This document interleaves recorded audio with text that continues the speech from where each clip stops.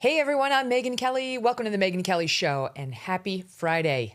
There have been some big updates in the Nancy Guthrie kidnapping case that you may have missed with the war in Iran going on. We will bring you the latest with our expert panel in our second hour. And something you likely did not miss, but we've got to tell you more about, is the First Lady of the United States, Melania Trump's previously unannounced remarks yesterday about Jeffrey Epstein, which seemed to come out of nowhere. The First Lady taking to the microphones at the White House saying she barely knew Epstein and his accomplice Ghislaine Maxwell, vehemently denying that Epstein had introduced her to President Trump and saying, quote, Epstein was not alone, then calling for public congressional testimony from Epstein's victims. I have to tell you, everybody in the press was like, what? I mean, it truly was one of those things like, I did not have any relationship with Epstein. Okay. Oh, all right. Why are you saying that? Who's saying that you did? Like, this story has kind of come and sort of gone, and certainly your piece in it has come and gone, and you haven't been center stage on the story anyway. It's really been more your husband, not you. Like, she got a couple of arrows, but not many. And even the stuff they had on her was kind of peripheral. Like, maybe she knew Ghislaine a little. I know it was like, There was never like she and Epstein were together, or, it was like, why did she do this? That's really what everyone was asking. Why? Like, everyone knows in PR, once the storm has passed, you don't do anything to bring it back upon you. Like, if she doesn't want people talking about her relationship with Ghislaine Maxwell or whatever it was with Epstein, then she shouldn't talk about her relationship with Ghislaine Maxwell or Jeffrey Epstein, especially when, has that been in the news? Have any of you been seeing that in the news? The news right now is nonstop Iran. And that's why some people are speculating, was this meant to distract people from Iran? Like, did they use Epstein to distract from Iran and then Iran to distract from Epstein? Like, and then Epstein once again to distract from Iran? I have no idea. Don't miss a moment. Subscribe to this show on YouTube and follow me on Insta, Facebook, and X. When the dollar's convertibility into gold ended in 1971, gold was fixed at $35 an ounce. Fast forward to today, and the U.S. dollar has lost more than 85% of its purchasing power. Gold, on the other hand, has increased in value by over 12,000%. That's why major firms like Vanguard and BlackRock hold significant positions in gold. And that's why you may want to consider diversifying your savings with physical gold from Birch Gold Group. It starts with education. Birch Gold just announced their Learn and Earn Precious Metals event. This free online event rewards you for learning the basics of investing in precious metals. Sign up to get free silver on your next purchase. Get even larger incentives as you go. The more you learn, the more you can earn. But you have to act now, as this special event only runs through April 30th. Text my initials, MK, to the number 989898 to see Birch Gold's Learn and Earn Precious Metals event. You can join it as long as you do it before April 30th. That's MK to the number 989898 today. I do know it's very strange that, not being at the center of the storm, this woman who has been media savvy now for 10 years decided to make herself at the center of it. And here's a sample of what she said. The lies linking me with the disgraceful Jeffrey Epstein need to end today. The individuals lying about me are devoid of ethical standards, humility, and respect. I never been friends with Epstein. Donald and I were invited to the same parties as Epstein from time to time, since overlapping in social circles is common in New York City and Palm Beach. My email reply to Maxwell cannot be categorized as anything more than casual correspondence. My polite reply to her email doesn't amount to anything more than a trivial note. I am not Epstein's victim. I'm not a witness or a named witness in connection with any of Epstein's crimes. The false smears about me from mean-spirited and politically motivated individuals and entities looking to cause damage to my good name, to gain financially and climb politically, must stop. Okay. I was like, I think everybody in the media was like, got it. But like, what was this apropos of? Like, it caused immediate and widespread speculation that some hit piece is about to drop on her that we don't know about. And then in media circles on X, people were like, who's got it? Who's working on it? Let us know. Did they reach out to the White House for comment? Is that what led her to do this? She's trying to get ahead of a story. No one's saying that they're working on it. No one's saying, yeah, I'm about to drop something on her. Right now, as of this hour, it appears she's responding to just little tiny things that had been released about her that, again, no one was talking about. Now, this happened a while ago and does relate to what she was saying there. Okay, so if she's just kind of had enough, I mean, I'll get to this in a second, but there was an email exchange between someone and Ghislaine Maxwell about Epstein. It was benign. It showed a chummy relationship, or seemed to. And we did recently find out that the person whose name was blacked out on it was Melania, and the other person was Ghislaine Maxwell. So it shows somewhat of a chummy relationship, enough that they were talking about like, I want to see you. Oh, but I can't make it happen. You know, it wasn't like, obviously they were friendly, because you don't try to make plans to see somebody that you don't really know or who's just a mere acquaintance and you never want to spend time with. Okay, but that piece of the Melania Epstein story got filled out this week. That's it. So we're really scratching our heads about what was it? That couldn't have been it. This woman has dealt with a firestorm of media negativity since Trump first came on the national scene. Like, remember when the Access Hollywood tape broke? It wasn't about Melania, but everybody wanted Melania's reaction, because here's her husband on the bus with Billy Bush saying, I just grab him by the you-know-what, and when you're a celebrity, they let you do it. And then there was the Stormy Daniels stuff that came out where she's like, I had an affair with him while he was married to her. And then a People magazine reporter came out and said he tried to make out with her when she was profiling him, and Melania was pregnant with Barron at the time and left the room, and he like pinned her against the wall. So my point is not to dredge up all this nastiness. It's to tell you she has been at the center of far bigger media storms and almost never talks. Almost never. I think she gave like one interview to, I think it was Ainsley Earhardt of Fox News after Access Hollywood. That's where she said it was locker room talk.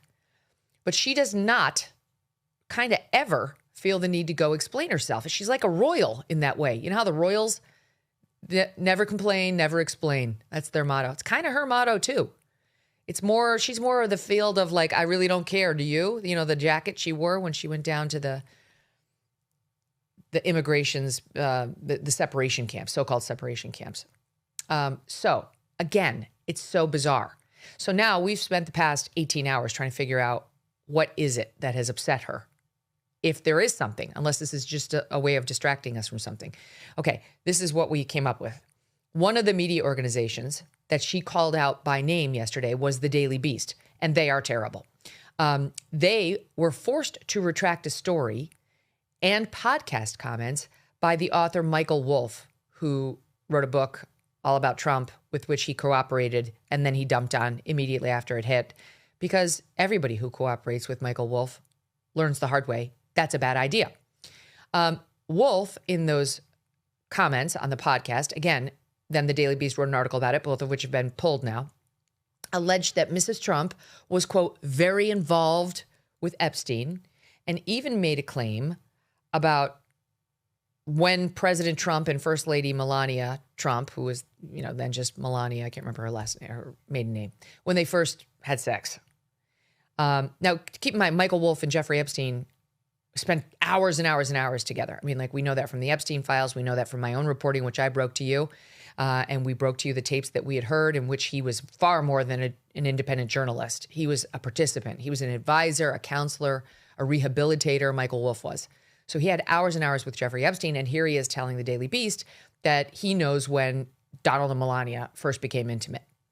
Now, again, the Daily Beast retracted its write-up of that podcast exchange and then edited the comments we're about to play for you out of the podcast after hearing from the First Lady's legal team, writing in an editor's note, quote, "After reviewing the matter, the Beast has taken down the article and apologizes for any confusion or misunderstanding."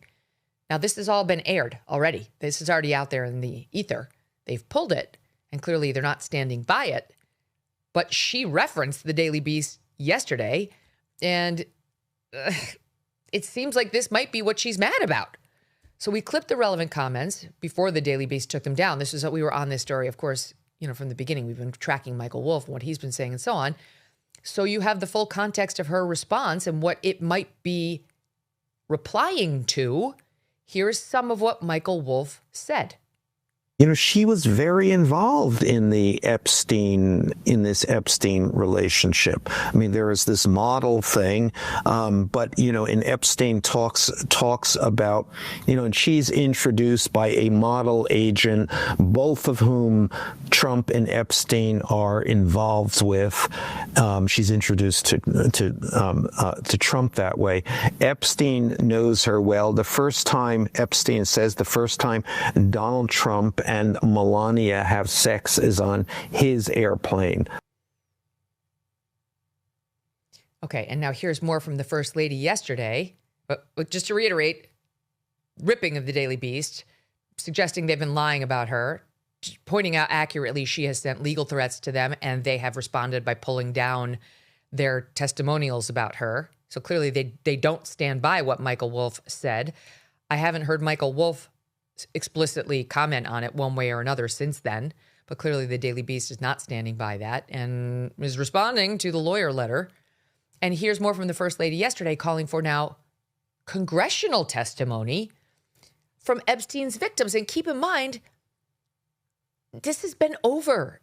Like, the administration has been doing its level best to move on from Epstein, which clearly is what Trump has wanted for months now. Epstein, who's still talking about Epstein? Then he threatened Lauren Boebert. He threatened Nancy Mace. He threatened Thomas Massie. He threatened MTG when she was still back in Congress pushing for more disclosures on Epstein.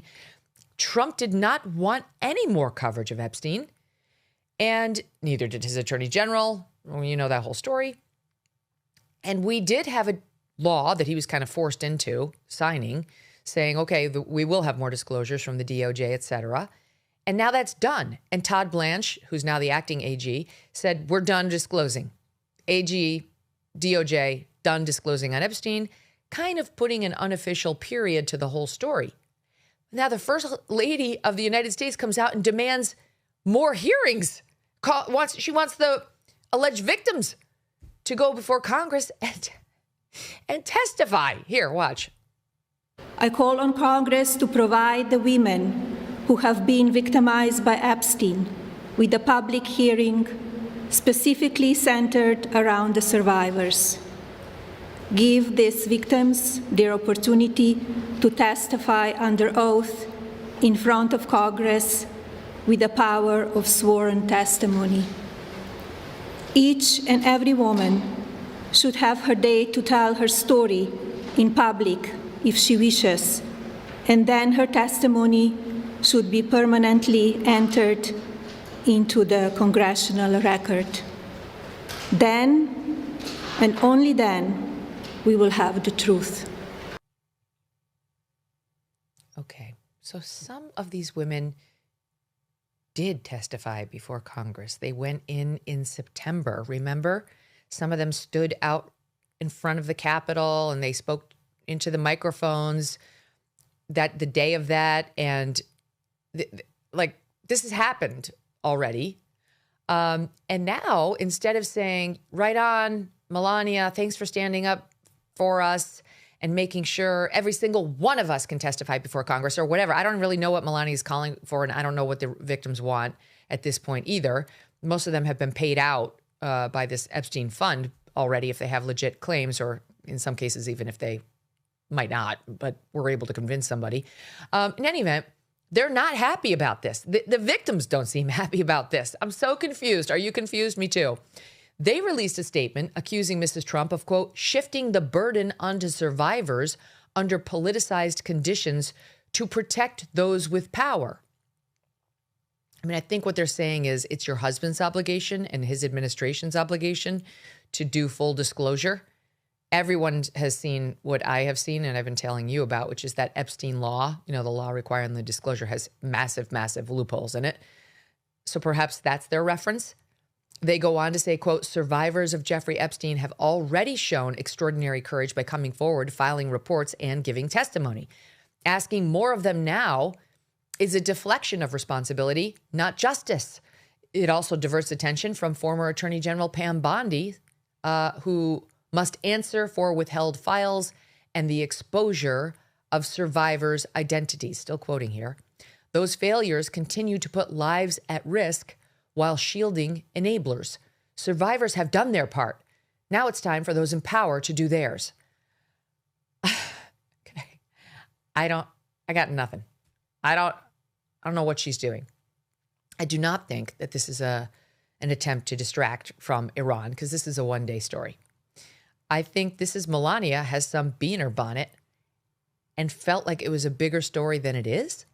I can speak to this myself. When you are the center of negative press attention that's saying something about you that is not true, it is very annoying and it's very tempting to go out there and run to correct the record. But what I have learned over my time in media is if you do that, you just call more attention to the story. Generally, if you ignore news like that, it's like a one-day, maybe a one-week story, and then it goes away. If you comment on it, it definitely makes the story spread, get bigger, and stay longer. Now, that's not to say you should never comment on a negative report, but you should choose your battles, because no one was talking about Melania and Jeffrey Epstein this week. And now they are. Now, the press was totally baffled watching this yesterday. They couldn't quite believe what she had done. And you saw tons of reporters run to the microphones oh my God, what is she doing? We were flabbergasted. We were gobsmacked. Why would she bring this back up again? What's about to drop? So whatever. I don't know what specifically this is about, but I'll read you the bit about her email exchange. Okay, let me try to find that for you. First, a word on this. Trump appears to have not had a heads up on this. Trump, the president. He specifically told one reporter that he didn't. He was on the record saying he didn't know anything about it. And then he hung up on this person, and then he seemed to. Then the White House seemed to suggest he did know. So we don't know that either. That is also confusing. Looking for the email. Okay. So there was an October 23rd, 2002 email to Ghislaine Maxwell. Now we know it was from Melania.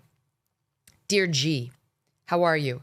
Nice story about J.E. in New York Mag. You look great on the picture. I know you are very busy flying all over the world. How is Palm Beach? I cannot wait to go down. Give me a call when you are back in New York. Have a great time. Love, Melania. Again, this is the one that we knew had been written, but the names had been redacted. We only recently found out everyone had speculated it was Ghislaine and Melania. Now we know for sure. Okay, so it proves they knew each other. And they were, as I said, chummy. Not BFFs, but somewhat chummy. The email exchange was sent that week. That New York Magazine published a flattering profile of Jeffrey Epstein that indeed included a photograph of Ghislaine Maxwell with Epstein in it, and thus the reference to "you look great" on the picture. Ghislaine Maxwell responded, "Sweet pea, thanks for your message. Actually, plans changed again, and I am now on my way back to New York. I leave again on Friday, so I still do not think I have time to see you, sadly. I will try and call, though." So clearly they wanted to get together. Ghislaine couldn't make it happen. It doesn't appear to really be the case that, Melania had absolutely no connection with Ghislaine. You can kind of tell that. She says she wants to clear her good name. The lies linking me with the disgraceful Jeffrey Epstein need to end today. She says Donald and I were invited to the same parties as Epstein from time to time since overlapping in social circles is common in New York City. She says the first time she ever crossed paths with Epstein was in 2000 at an event Donald and I attended together, thus undermining the notion that Epstein introduced them, which some have alleged. And then she says explicitly, Epstein did not introduce me to Donald. I met my husband by chance. The initial encounter with my husband is documented in my book. Okay, so she wants you to know she didn't really know these people. Got it. A spokesperson for Melania said the president was aware that she was going to make the statement. However, per MS Now and reporter Jacqueline Alamani, she reported yesterday just got off a quick call with President Trump, who said he did not know anything about the First Lady's statement prior to her on-camera appearance. Guys, this is like beyond effed up. Like, nobody knows what they're doing. Like, the left hand doesn't know what the right hand is doing. Melania's making a statement. She's telling the press that the president knew. The president directly to a reporter at MS Now is saying, I didn't know anything about it. Like, the spinning and the misleading is just, that's kind of out of control. And as for whether there's going to be more hearings, here is House Oversight Committee's top Democrat, Robert Garcia. We agree with First Lady Melania Trump's call for a public hearing with the survivors. We encourage Chairman Comer to respond and to schedule one. Tim Burchett, a Republican, said we look forward to working with the First Lady on this very important issue. Anna Paulina Luna, Republican from Florida, says Chairman Comer has agreed to call in the following individuals who were listed as Epstein co-conspirators by the FBI. And she names 4 people. These are co-conspirators who allegedly worked for Epstein, knew stuff about Epstein, but not the alleged victims. And as I point out, the victims themselves, alleged, are saying, we're done. We did our part. Don't put the burden on us. There was one other thing. She mentioned James Carville by name. He did make an allegedly defamatory statement about her, but it happened last August.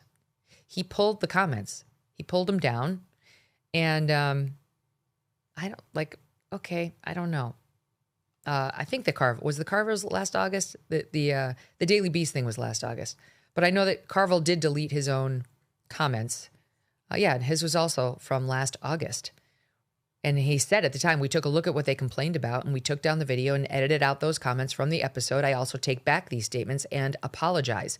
So clearly he had gotten a legal nastygram and realized he was out on a limb he didn't want to stay on and pulled it. Okay, that's the Melania Epstein. I tell it to you because it's everywhere. We think we figured out what was bothering her, but we cannot believe she did that over that, right? Because it had already been clear that the First Lady, there was the evidence of her knowing Epstein was pretty much non-existent. The evidence of her knowing Ghislaine is there, but minimal. So I'm not sure what was added to this story other than she's pissed, got it, and maybe she's trying to scare people. So we'll see if another shoe drops, somebody else tries to report something about her, and they're all on notice now. You're going to get it from her lawyers if you try to do that. Okay, moving on. The situation in Iran remains fraught, and now the vice president is on his way to Pakistan for a peace negotiation to try to turn what is let's face it, near non-existent ceasefire. I can't say it's totally non-existent because we're not bombing Iran right now, so that's good, into a permanent peace. But you'll be shocked to learn that Israel is the fly in the ointment. Now, I just want to take you back to something, okay? Here is what I said literally yesterday at this time. It was like 23 hours ago. We talked about Iran in our second hour. And it was my thoughts on what actually happened around whether Lebanon was supposed to be included in the peace deal, the ceasefire deal. Okay, what happened on Tuesday was Trump said you have till 8 or I'm going to end your civilization. Then out of nowhere, Pakistan emerged as this like peace broker, Henry Kissinger type, the prime minister, like, I'll negotiate something. Seemed clear to me that they were dealing with the White House on that. And when the prime minister of Pakistan announced the ceasefire had been struck, in the first bullet point, he mentioned Lebanon and Israel's devastating campaign of bombs upon it would be part of the ceasefire. Israel's been bombing Lebanon because that's where Hezbollah is, and that's an Israeli enemy. Somehow, by like 11 o'clock that night, that had gotten completely stood on its head, and now Israel and the U.S. were claiming Lebanon was not part of the deal, and Bibi has not stopped bombing Beirut since. It's brutal. Deb, can we bring over that video of the little girl? It's been absolutely brutal and merciless. Tucker played this on his show the other day. Just look at this. This is so disturbing. It's a little girl in Beirut, scared beyond belief.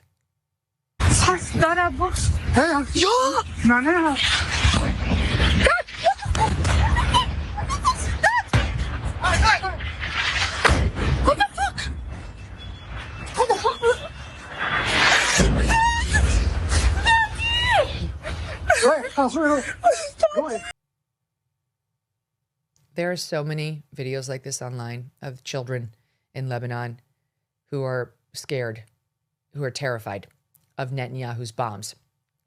He'll deliver some warning saying, okay, we're coming to bomb your town tomorrow.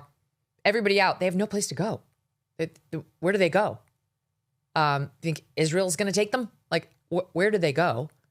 And, not everybody gets the message either. And then the next thing you know, the bombs are raining down upon them, allegedly just at Hezbollah locations, but many civilians in Lebanon have been saying they've been targeted, that their loved ones are being killed. And Netanyahu has got the pedal to the metal. He will not stop. So here we were trying to explain this situation yesterday as the White House completely denied that Lebanon was ever supposed to be part of the ceasefire. So it seems clear to me we did understand that Lebanon was part of the deal. That's why it wound up as the very first bullet point in the Pakistani prime minister's announcement of the ceasefire. But then our super great and most important allies, Israel, started bombing or continued bombing Lebanon to the high heavens. I mean, they got so excited that a ceasefire was happening, and I mean negatively excited, that they just started to carpet bomb Beirut. And Trump seems to have just kind of gone with, oh, okay, that wasn't part of the deal because he couldn't get Bibi to back down from it. Like the bloodthirsty Netanyahu was like, oh no, I'm doing it. I wasn't part of this and I didn't agree to it and I'm bombing them to kingdom come. All right, so now we're kind of pretending, this is my own view, the White House says it's official, I think it's not true. We're kind of pretending that we agreed Lebanon would not be part of the ceasefire. And Iran is on the other side like, screw you people. It was part of the deal and the strait is closed. And it remains closed. The passageway through the Strait of Hormuz now is, to say it's a trickle would be to overstate it. Do we have that graph, Steve? This was posted on X, where it just shows the traffic flow through the Strait of Hormuz, where the green line showing the flow is basically up toward the top of the graph. And then March 1st, basically when we started the war, it just down to the bottom. There's nothing. It's like there is no graph. It's just down to the very, very bottom, the fallout. And the economic consequences of that are yet to be felt in full. We felt a little because, the futures traders can see what's going to happen. But the full impact of that massive drop in oil flowing out of the Strait of Hormuz is coming our way. So the Strait of Hormuz is closed, and you had that situation yesterday where the White House is saying we were on board with Bibi the whole time. Lebanon was never part of it, and I tried to tell you that wasn't true. We did agree to that. The Prime Minister of Pakistan tweeted it out for a reason. His initial tweet showed draft Prime Minister of Pakistan, which is not how the Prime Minister of Pakistan would refer to himself, his staff. They would just say Prime Minister's remarks. They know they're in Pakistan. Well, it clearly came from the White House, which clearly used Pakistan to help save face as Trump tried to get off the civilization will end as they know it tonight stance and to a place of a ceasefire, which was a smart thing to do. Now, what do we get today? CBS News reporting the following. Trump changed position on Lebanon's inclusion in ceasefire deal after call with Bibi. Multiple diplomatic sources at CBS News tell CBS News that President Trump had been told that the ceasefire announced Thursday would apply to the Middle East region, and he agreed that included Lebanon. Mediators believe the ceasefire to include Lebanon, and Pakistani Prime Minister Shehbaz Sharif announced that it did. Iran's Foreign Minister Abbas Araghchi also said it was included. On the day of the ceasefire, a White House official told CBS News that Israel had also agreed with the terms of the deal that Pakistan had helped to broker. However, the U.S. position shifted following a phone call between Netanyahu and Mr. Trump. Two sources familiar with the matter told CBS News that the changing U.S. positions and the disjointed remnant of the regime in Iran are making the diplomacy highly complex. And that reporting has been matched by multiple others now. That's exactly what happened. So Netanyahu won't stop. We tried to get a ceasefire throughout the region. Good for us. Good for the Trump administration. But Netanyahu won't allow it. He is bloodthirsty. And then yesterday, Trump gave an interview saying to NBC, saying he's going to low-key it. All right, I talked to Bibi. He's going to low-key it in Lebanon. And immediately after that, Bibi came out to the cameras and said, full force ahead. Full force is a quote. The ceasefire doesn't include Lebanon. Full force with the bombs. These are facts. That's what's happening. The junior partner refuses to allow the ceasefire to take place. And you ask yourselves, why is that? Why is it so important to him to keep going? Because he doesn't want the ceasefire, just like the president's most ardent, bloodthirsty supporters who got us into this war don't want the ceasefire. They want all-out war with Iran going on and on and on and on. They're all lamenting the ceasefire. They're upset about the peace process. They're very quick to point out how insane they see the Iranian demands as. And look, it's a negotiating document. They're starting from one point, and Trump knows better than anybody how negotiations go. But they want war. And so does Bibi Netanyahu more than anyone. So we won't stop. And we really need to reevaluate our relationship with this country. We cannot keep getting dragged into these never-ending conflicts or any conflicts thanks to them. We have our own problems to worry about. Now, today, just before we came to air, Yashar Ali, journalist online, he writes for many publications, Iranian-American, Iranian by origin, but an American, reports the following. The Speaker of Iran's parliament just tweeted that negotiations in Pakistan cannot begin until there is a ceasefire in Lebanon and until Iran's assets are unblocked. Vice President J.D. Vance has already departed for Pakistan, and Air Force Two has left U.S. airspace. So where does that leave us?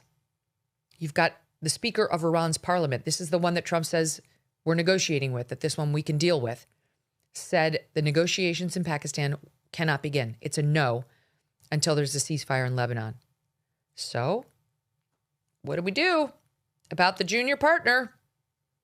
I really don't know. I just know that this country is a liability for us. Israel is a liability for us. Here were the stats I was looking for in the Strait of Hormuz. On Wednesday, this is Peter Baker, the New York Times, just 4 ships, none of them oil tankers, passed through the strait. Remember, that's the day after the ceasefire when things are supposed to be open. Just 4 ships, none of them oil tankers, passed through the strait, fewer than the day before the ceasefire. And on Thursday, yesterday, just 7 ships passed through the strait. That's it. Let's be clear. The head of Abu Dhabi, its oil company, said, the Strait of Hormuz is not open. We know. It's definitely not. And it's not going to be open until something significant happens in these negotiations, which now can't start because of Israel, which are made necessary to begin with because of Israel. That's where things are.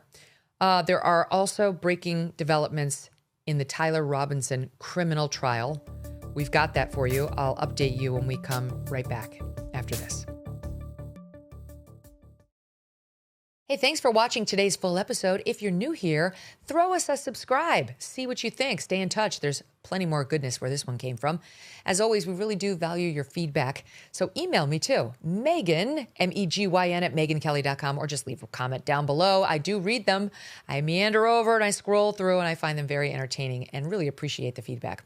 But in any event, join the community by becoming a subscriber so you miss nothing. We value your support. We may not always agree on positions, but as you know, I'm very open-minded to people who disagree with me. That's how I learn. So thanks. And thanks for trusting us to always talk about it openly, honestly, and with provocative conversations. Relief Factor loves hearing from pain-free customers, and they hope that they can help you next. One user, Bill, said, quote, "I've been crawling under sinks and working long hours for decades. My back and knees took the punishment. I thought pain was just part of the trade, but Relief Factor surprised me. Within weeks, I was working without wincing. I could get down on the floor and get back up again without thinking twice." Bill knows hard work. He knows pipes, tools, and long days on the job. What he didn't know is how good life feels when pain stops tagging along.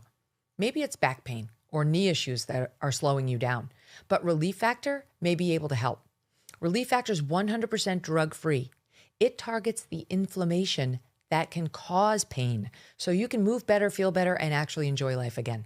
Try the 3-week quick start for just $19.95. Go to relieffactor.com or call 800-4-RELIEF. Let's see if you're next when it comes to getting out of pain. We got a couple things in the hopper for you that you're going to want to stay tuned for. That's all I can say right now. First, I want to bring you this. Obviously, we're going to follow the case of Tyler Robinson, the man accused of murdering our friend Charlie Kirk. And there have been some developments on it as the pretrial back and forth picks up between the prosecutors and the defense. This just hit via the Post-Millennial, which got its hands on the now unsealed search warrants and affidavits that were released late yesterday in the case against Robinson.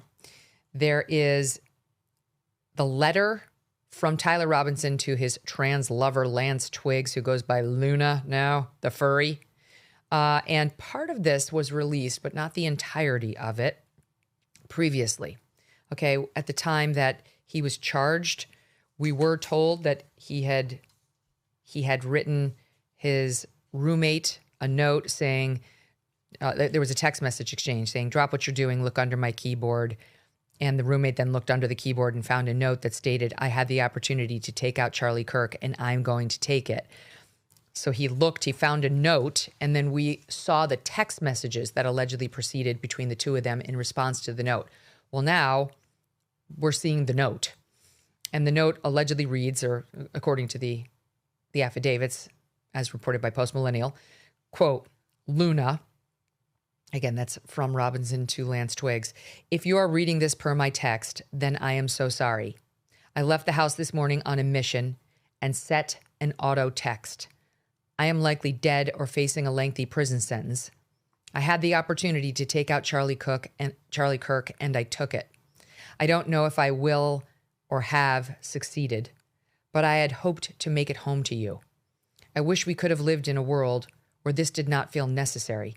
I wish I could have stayed for you and lived our lives together. I lack the words to express how much I love you and how very much you mean to me. Please try to find joy in this life. I love you always, Tyler." I don't think this is going to satisfy people who have doubts about him because it's written in that same formal tone that doesn't exactly sound like a Gen Zer. But I think what we're seeing here, folks, is that's how this guy talked. It's how he wrote, Tyler Robinson. And if you don't believe that, you just wait, because at trial, we are going to see a parade of witnesses with text messages from Tyler Robinson to his parents, to his friends, and so on, and letters that he had written. And look, if they don't all follow this same formality, then okay, maybe somebody can argue that this was documented, this is doctored by somebody. But I got dollars to donuts. They're all going to sound like this. He was an odd duck. He seemed to me like he was maybe on the spectrum. He seemed off. I'm not excusing, but trust me, of course, I'm just saying his personality, his socialization skills seemed off. So it's possible. And look, I'm not making light of this. Trust me. I'm trying to treat this as just a criminal case that we report on. We do a lot of true crime on this show, but I agree with some of the people who read the text messages, which sound just like this letter, and thought it's too formal. Like people who think the FBI forged this really focus in on the text messages. And because it's like, it sounds a little formal for a Gen Zer. And in the text messages, going back to now that we've already seen, after Lance Twiggs reads the letter, he texts back to Tyler, "What? You're joking, right? Tyler, I am still okay, my love, but am stuck in Orem for a little while longer yet. Shouldn't be long until I can come home, but I got to grab my rifle still. To be honest, I had hoped to keep the secret till I died of old age. I am sorry to involve you." And then on from there, there was a woman online who did a parody of these text messages, and it's funny because you have to laugh where you can, but she's not totally wrong. Okay, so I pulled it because at the time I remember watching this, it was still too soon to laugh, but she's not wrong about the tenor of what we are watching here. Look at this little excerpt of this gal who made light of it, but take it for what it is. "Hello, my love. You have no doubt heard of the shooting, and I must admit, 'twas I. I had hoped to keep the secret to the grave, but alas, I have not lasted the better part of an hour. Why have I committed this act? 'Twas the hate of the man. Reason had no purchase in the poor soil of his soul. You have not asked, but in case you were wondering where I hid the rifle, my love, 'twas over yonder by that lingering squad car. My old man shall surely be missing it presently. Do you remember how I was engraving bullets the other day in front of you? Well, it was just to do a big meme. Look no further into that. Also, I shall now misquote my own meme. Ooh woo, oh whoa. Probably makes no difference. I apologize to involve you and for this text to be so short, but I am on the lam. In conclusion, I beg you keep this from the prying eyes of the fuzz." Okay, so she's having some, fun at the tenor of the messages. And the new letter has the same tenor, but I will tell you, again, if they produce multiple letters written by Tyler Robinson that sound like this, multiple text messages to anybody that sound like this, then it will add credibility. It will remove those doubts in the mind of a jury. He goes on, there's more. The evidence that was seized from Tyler Robinson's home. A burnt note found in the trash. Again, this is from Tyler Robinson's home. A burnt note found in the trash. A Hurley hat. I think that's what he was wearing. That's what the man believed to be Tyler Robinson on that rooftop was wearing. Computer tower, gray Converse shoes with white laces. Again, that's what the alleged shooter was wearing.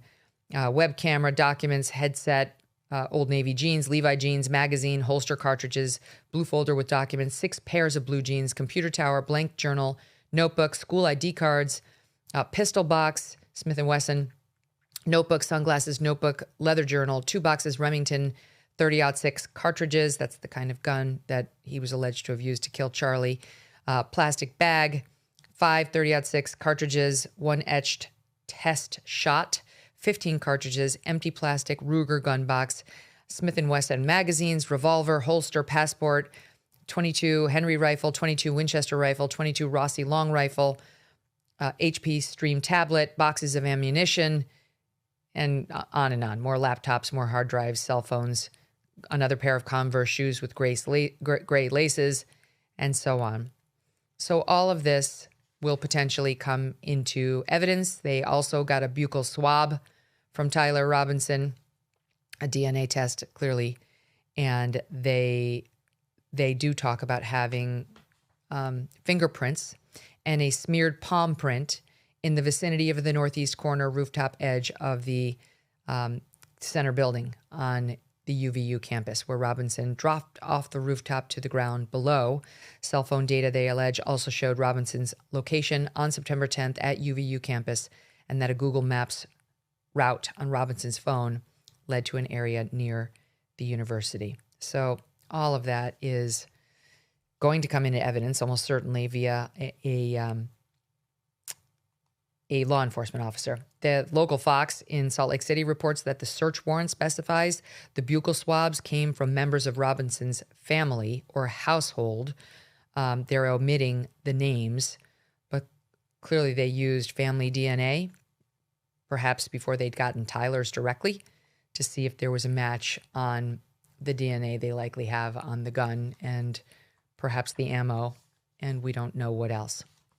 In the meantime, in related news, there is a woman who has been invited to speak at the UVU graduation this spring, who is extremely controversial in my view. Her name is Sharon McMahon, and that's the 2026 commencement speaker. Okay, now this woman, I don't know what she does. I got to be honest.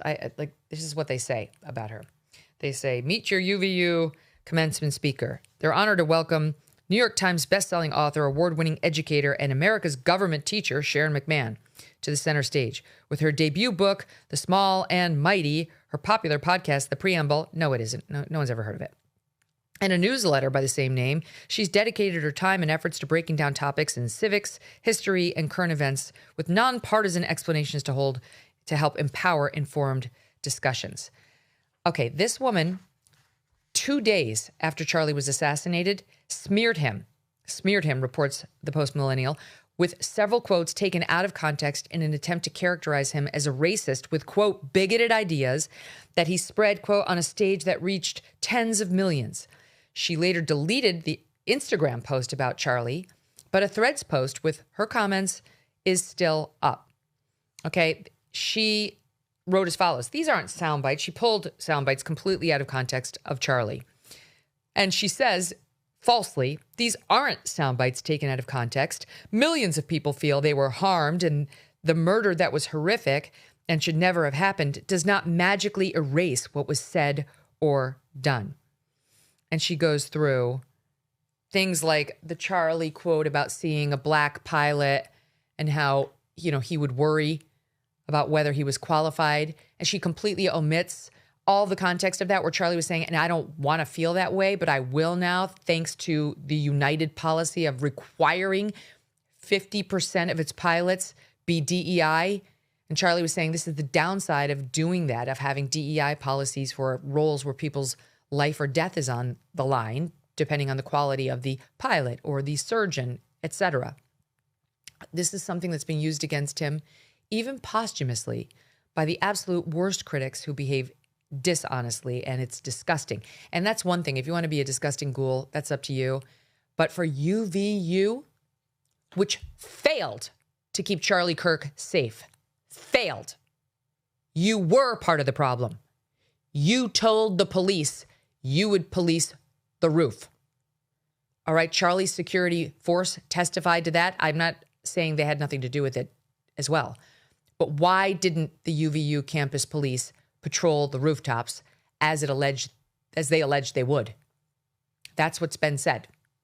You failed to secure your campus. And while Charlie's death was the fault of his assassin, you of all groups should be extremely careful about not offending the Kirk family or Kirk's fans or his friends by selecting an asshole like this to speak at the graduation ceremony of the class that watched him be assassinated. All right? Get it together. You should be living in humiliation and sorrow that this happened on your campus, and you should be extremely careful not to do anything more to add to the pain or upset of anyone who cared about Charlie. How dare you invite this woman who smeared him before he was even buried with these lies? So you ought to be ashamed of yourselves, administrators at UVU.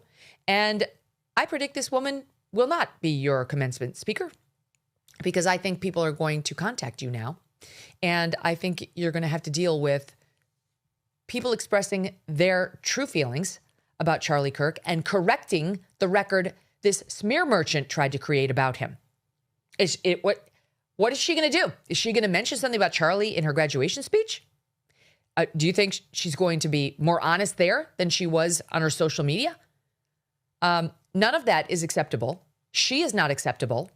And the bare minimum you should do, UVU, for those of us who deeply cared about and loved Charlie, is choose someone whom we do not fear will offend his legacy, whom we find acceptable. Okay, we'll be right back. We've got the latest on Nancy Guthrie and more. Stay tuned. Traditional home security companies can make the whole process a headache. They can make it expensive. There's monthly fees and long contracts that lock you in for years. It's like, oh my, what am I, like getting a mortgage or just a security system? And a lot of these systems require a technician to come install everything. It can get overly complicated and daunting, and you don't want it. But let me tell you about a different kind of company. It's called SimpliSafe. They make protecting your home straightforward, and the system is designed to cover everything that matters. What stands out about SimpliSafe is that it's not just one device, it's a complete security system. And it's all backed by SimpliSafe's 24/7 professional monitoring agents who are ready to respond and dispatch emergency help if something happens. Over 5 million people trust SimpliSafe every day. U.S. News & World Report ranks them the best home security system of 2026. How about that? Numero uno. Consider experiencing peace of mind with SimpliSafe. And this exclusive discount right now, you can get 50% off your new system. 50% off the new system just by visiting simplisafe.com/Megyn. That's half off at SIMPLI safe.com/Megyn. There is no safe like SimpliSafe. Check it out. Unbelievable news just breaking via the Daily Mail, which you're going to want to go visit directly. It concerns Bryon Noem, the husband of Kristi Noem, who was our Department of Homeland Security chief up until a couple of weeks ago, one of the most sensitive positions in the U.S. government and trusted. And let's not forget, Homeland Security has been very, very focused on the ICE raids and the removal of illegals. But Homeland Security for most of the past 25 years has been mostly focused on domestic terror attacks, protecting the homeland, determining when to raise and lower the homeland threat level. I mean, very, very serious matters. And unfortunately, it appears that our secretary was absolutely in a compromised position thanks to her husband, who was openly dealing with these very bizarre women who cater to men's bimbo fetish and had been charging Bryon Noem a fair amount of money, thousands of dollars, to interact with him, to have like saucy talk and picture exchanges with them, all while he was at a minimum careless about the fact that he was the Homeland Security spouse, and then ultimately open about it. You can see in the text messages that have been released and that we've reported on directly that he doesn't care. Ultimately, he doesn't care if these alleged, like bimbo is a term of art here. It's not an insult. It's like they go by it. It's how they get these people to pay them money, and they make their breasts like beyond large. We talked about one yesterday or 2 days ago who had a size N bra. N like Nancy, that large, N. And so the Daily Mail has just dropped a piece with audio of Bryon Noem and one of his bimbos. Again, forgive the use of the term, feels derogatory, but this is what they go by. This woman, her actual name, clearly she's spoken to the Daily Mail, is Shy. I'm not sure if that's her given name, but in any event, is Shy Sotomayor. Shy Sotomayor. But she goes by Raylyn Riley. She has extra large 2,500 cc breast implants. The woman that we showed you the other day had 4,000 cc's. 4,000. I mean, this is like insane. So here's this woman with 2,500. She's 5 feet tall, and she shared dozens of phone recordings with the Daily Mail along with online messages revealing her conversations with the now 56-year-old insurance company executive who used the alias Jason Jackson, but many of his payments came under his real name, which is how virtually all these women figured out who it was. Like, it doesn't seem actually to have been much of a secret. And the Daily Mail indeed confirms, we've confirmed that the reports that they've confirmed the telephone number was Bryon's, who also paid for their conversations using an email under the pseudonym, this is Bryon's pseudonym, Crystal Balls, B-A-L-L-Z 666, and admitted to the alleged bimbos he would like to be referred to by the name Crystal. Didn't I say when this story broke that he was going to transition within a year? I said it. I said it at least to my team. I can't remember whether I said it to you guys. I said this guy's going to transition within at least a year. Okay, we've got 2 of the recordings for you. You can get the full thing over at Daily Mail. Here's number 1. So much better than... I think actually we go to dinner at an expensive place, then we go to Serendipity for dessert. I think we should go there for dessert. Yeah. And I would bow to you. What if people saw us together? I don't give a fuck. Not even if you got recognized? I don't care. You know what I want? What? To be seen with you. Yeah? I don't give a fuck about anything else. Yeah. It's time we be seen together. You told me you loved me, didn't you? I do love you. Oh, my Lord. I mean, this is so uncomfortable. Like, why did he do this? Why would he take these risks? This is so reckless and irresponsible. By the way, she's still in the government. She's still in the government. Clearly, that's going to have to end. I'm sorry. I don't want any harm, more harm to come to her. But like, how can she keep going given these recordings? It's beyond. I'm sorry that she's married to this. I really genuinely am sorry for her that she's married to this. But this is not a marriage. It's not. This is not a marriage. When he keeps calling these women and paying thousands of dollars for them to talk dirty to him, and he's going by Crystal. And here's some more, okay, from the Daily Mail report. He's heard professing his subservience to Raylyn, who wasn't shy in dissing his wife, and in particular in criticizing her handling of aggressive ICE operations in Minneapolis. Oh, good to know she's civic-minded. Maybe he was just doing some research on the common woman and her feelings about the efforts of his wife. In fact, Bryon was apparently so unfazed by Sotomayor, her real name, ridiculing Kristi Noem, that he told the dominatrix she was, quote, so much better than his wife, and that he didn't think his family stands a chance compared to her. In the end, Sotomayor said Bryon's demands for her attention grew so desperate that by late March, she started cutting back on their paid online and phone sessions. I mean, what does it say about you when you're so needy that your paid bimbo doesn't want to talk to you anymore? He needed to just talk and talk, she tells the Mail, and it felt more personal than I was comfortable with. She's 30 years old. She's from Colorado Springs, the Mail reports, and made tens of thousands of dollars off the relationship. Again, our reporting is that he had multiple women who he was doing this with, and at least one who was trans. He paid for her enormous breast implants, which had to be tens of thousands in surgeries. He was spending like a drunken sailor. I mean, it's like this guy was out of control. Even after dominatrix Sotomayor discovered his true identity late last year, Bryon seemed unconcerned, saying it doesn't matter. She texted him, F your family. This is in November. Later calling the whole Noem clan, quote, gross. Love that, he responded. Love that. F your family. Love that. This is so hurtful. Like, his kids are going to see this.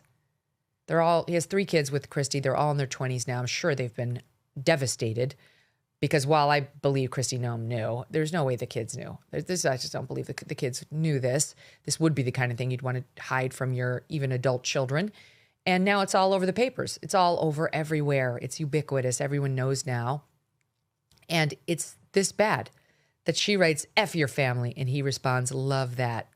I don't even know what that means. Besides the fact of who your wife is, no one's prettier than me. No one is as powerful, she continued. Effing true, he responds. Do you want me to be a woman? Oh, Lord. Do you want to be a woman for me? She asked. Do you want to be a woman for me? What are you trying to tell me, Crystal? He responds, I think I do. I think I do. In a recording of a phone conversation they had weeks later, Bryon can be heard telling Sotomayor that he loved her. So much better than your wife, aren't I? She asked. You're so much better, he said. I mean, what is it like? What is it like to be Kristi Noem and have to read this? Just a correction to what I just said. He paid for the enormous breast implants to be fixed on the trans person, but he was shelling out clearly a lot of money. And now these recordings, I mean, he sounds pathetic. Her current position, I had this in front of me earlier. Hold on, let me see if I can find it. But she is still in the government okay. Let's see if I can find it. She's in some group that is basically made up. She's a special envoy for the Shield of Americas. Special envoy for the Shield of Americas, which nobody knows what that is, but she's still there. The Daily Mail had reported just this week that she was hemorrhaging staff. She tried to bring a bunch of people over from DHS, and many of them are gone. 4 officials were placed on administrative leave on orders from the White House. Remaining staffers have stopped showing up to her new office. She's withdrawn from public view. Sources tell us, reports the Mail, at least 4 of these officials who followed her were placed on admin leave. They include former deputy chief of staff, her ex-deputy general counsel, and 2 junior staffers. Senior State Department officials tell the Daily Mail Noem has had only 1 meeting this week, which was conducted virtually. Her remaining staff were either dispersed throughout the main State Department headquarters or working from home. The staff's already been cut in half. They have no clear sense of direction. And some in the administration now do not expect Noem to survive in her new job. This is before the recordings, according to insiders. Her new office was established to combat drug cartels, international criminal organizations, and migrant crime in the Western Hemisphere by coordinating with Homeland Security, the State Department, and the Pentagon. However, there were simply no clear roles or responsibilities for many of the staff brought over.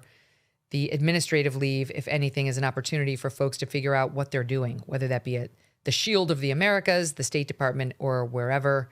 That's all we know. Her office is smaller. They go on to describe it. This is like, I'm sorry that it's come to this, but she's obviously not going to be able to stay in this post. The marriage clearly has been over for a long time. I don't know why they're living this sham. It makes your skin crawl. This is such an utter betrayal. I really just think this is a disgusting betrayal. This is serial cheating. And once you know you're married to a serial cheater, your marriage is over. It is over. I know some people have made it. Some people choose to get therapy, work their way through it. Good for you. That is the 1%. In 99% of the cases, it would be impossible to rebuild trust if you found out your spouse was doing this and you actually had to listen to these recordings. And I think we are now within 6 months of getting the Bryon Noem is transitioning announcement, along with separation and divorce for those 2. I'm praying for them. I mean, especially her. He's got it. I don't know what, but this is the whole thing. Okay, got to move on. We're going to take another quick break. We're going to come back and we are going to do a deep dive with our panel. Right, Steve? We don't have a second soundbite, do we? Okay, and then we'll do our second panel, our panel today on Nancy Guthrie. Don't go away. Let's talk about what's really happening right now. New data shows that financial stress is at an all-time high for some. Many Americans are at a breaking point. Debt maxed out, no extra dough, no room to breathe. And some people are running out of options. Listen, if debt has been weighing on you, you're not alone. And when it comes to debt, waiting usually makes it worse. Interest piles up, minimum payments keep you stuck, but you don't need another loan or bankruptcy. What you need is a strategy. That's why I want to tell you about Done with Debt. They build a smart, personalized plan around you. They know what it takes to get you the biggest reductions possible, whether you owe $10,000 or much, much more.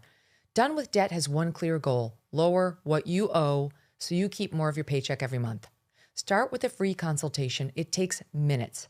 You share your situation and find out what's possible for you. You don't have to stay stuck. Go to donewithdebt.com. That's donewithdebt.com. Turning now to the latest in the Nancy Guthrie investigation with quite a few developments to get to. TMZ reporting just 2 days ago that they received 2 additional notes from the person claiming to know the identity of the alleged kidnapper. Okay, so you remember, just to be clear, we had ransom notes that came in the first week Nancy was missing that the FBI was treating as legit, that Savannah later told us she viewed as legit. Then we had some other person bomb in just to TMZ saying, I know who the kidnappers are. And for the low price of 1 Bitcoin, I will tell you. So this guy's not saying I know. He's not saying I have her and it's me. He's saying I know who has her. And I'll give you all the info for one Bitcoin. The messages from, I guess I'll just call him ransom note writer number 2. Okay, he's ransom note writer number 2.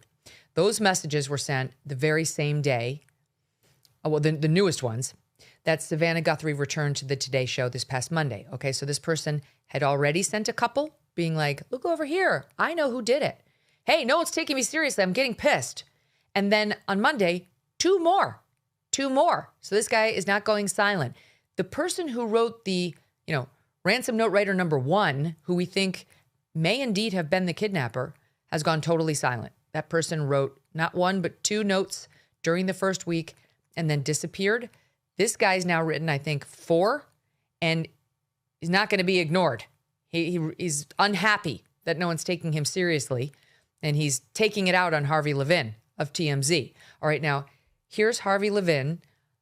He's discussing the first note that he received this past Monday. It's not the first note ever from this ransom note number 2 guy.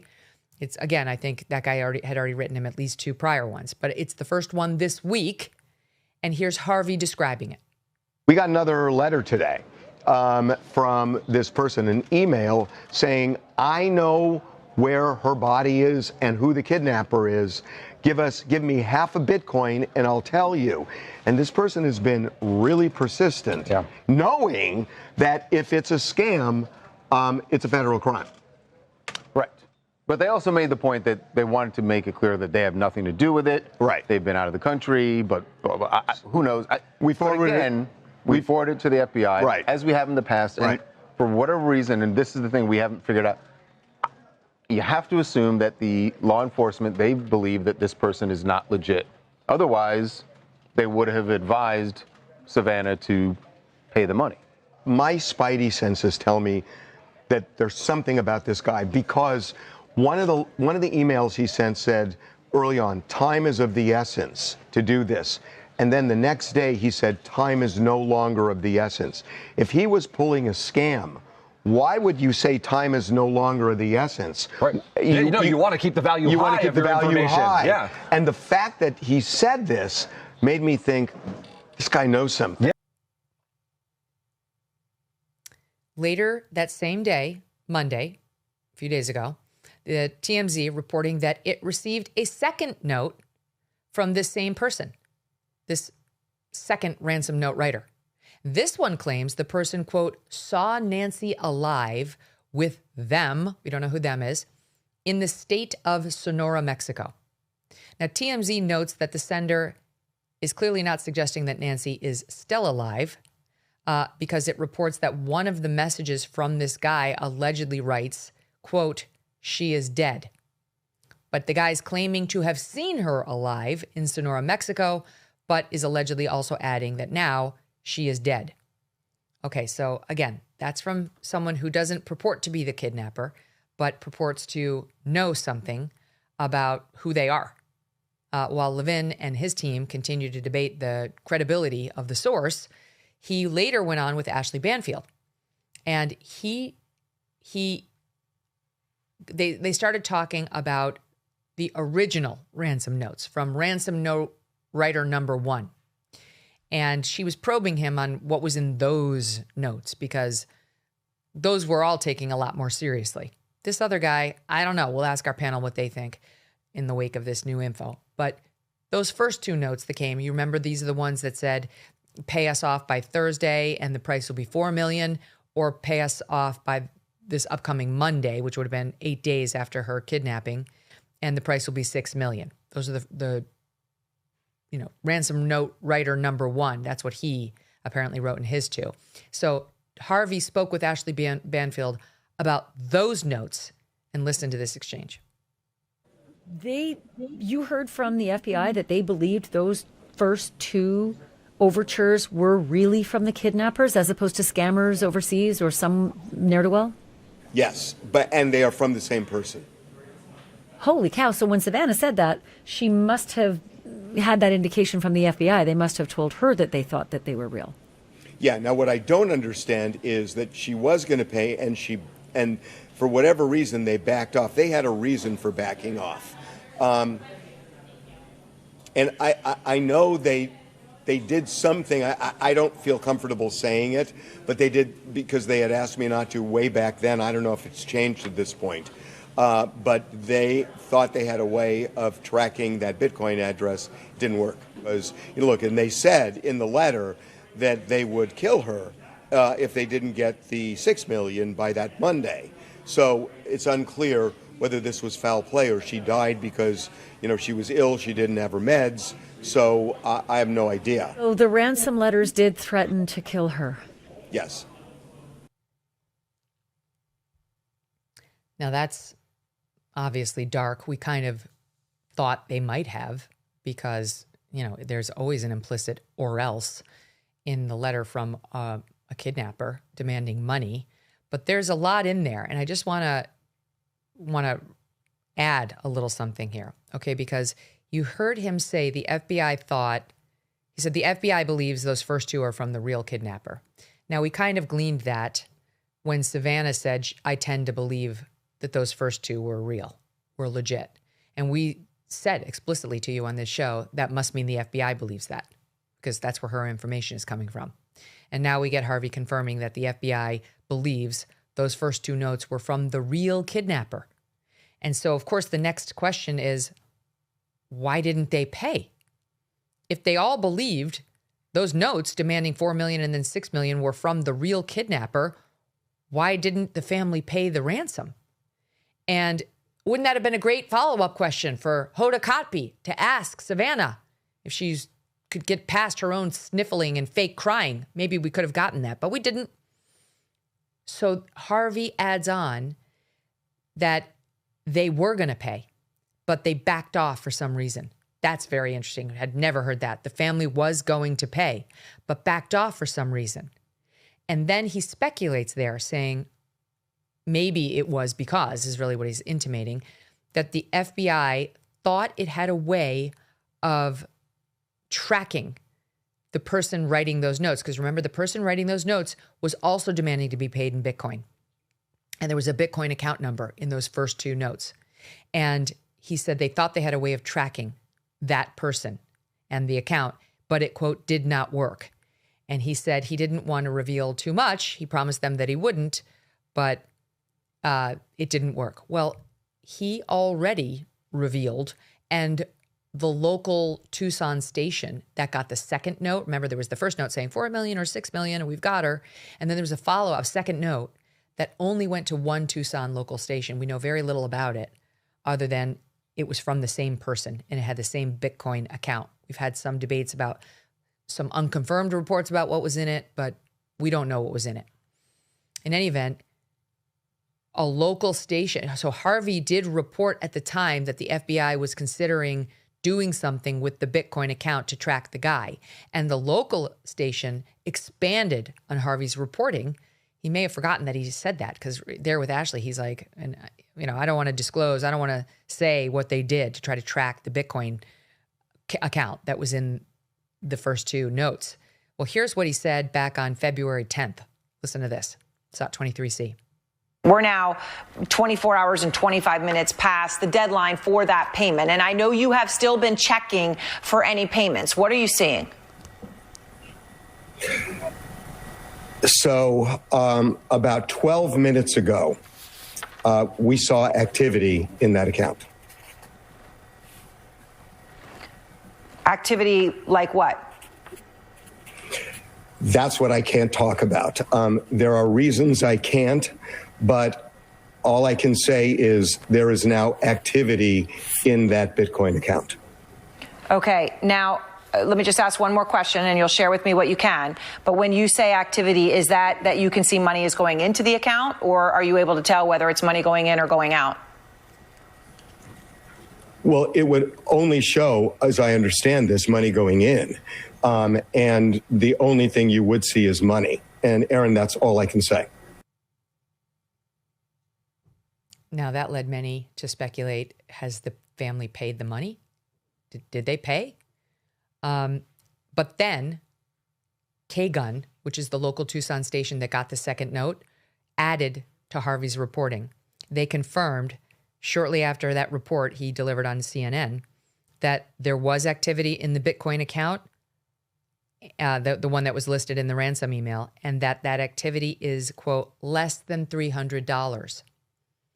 And there was speculation on this show and elsewhere at the time that maybe that was the feds trying to basically get the kidnapper to take the money out of the account and to be able to track them.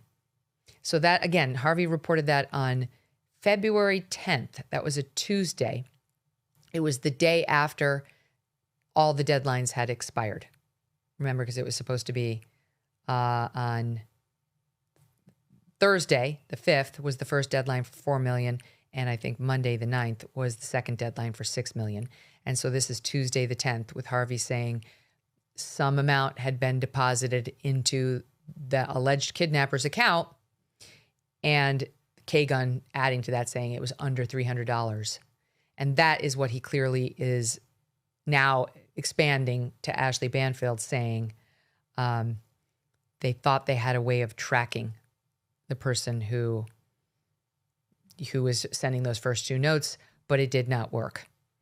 And he does reveal to Ashley that they did write, the actual kidnappers, if that's who it was, wrote in their letter that they would kill Nancy if they didn't get paid. So there's so many questions here. We're going to bring in our panel to react. Will Geddes is here. He's a security expert and elite bodyguard and kidnapping expert too. And James Hamilton, who's a former FBI supervisory special agent. Guys, great to see you again. Hey, Megyn. A lot in there. Confusing, but I think we're all up to speed because we know what's happening in this case. Will, as our kidnapping guy, let me start with you on your reaction to the latest. Well, I don't put a lot of credibility into Harvey's reporting on this in terms of some of the information he's sharing. And I think certainly making it fairly more mysterious about, obviously, the activity on the actual Bitcoin account. And I'm with you, Megyn, completely. This is the sort of thing I would do. You deposit a very small amount into that Bitcoin account, see whether it gets picked up, and then you follow the trail from there. But I think the reason why no ransom has been paid to date, regardless of whatever threats have been made, is fundamentally down to a lack of proof of life. Now, you and I, we've spoken about this before. I've done the negotiation on cases where, unfortunately, the hostage has died, and that would be to retrieve the body. Now, there are many, many different ways I think they can come at it right now. I don't think the trail is necessarily cold. I think it is cold in terms of Pima County. I think they're utterly useless and beyond any kind of sense or reason, and I'm sure we're going to come on to that. But I think in terms of the fact that they've got Sonora in Mexico as a location, potentially, of where Nancy has been witnessed, certainly moving about or being with certain kidnappers, I think there's some things you can do down there. And I think if there is any credibility to some of the claims that have been made, there's inevitably going to be, number one, they could have duplicated across many of those ransom requests. So it may not just be separate people. It could be one person who's masquerading as a couple.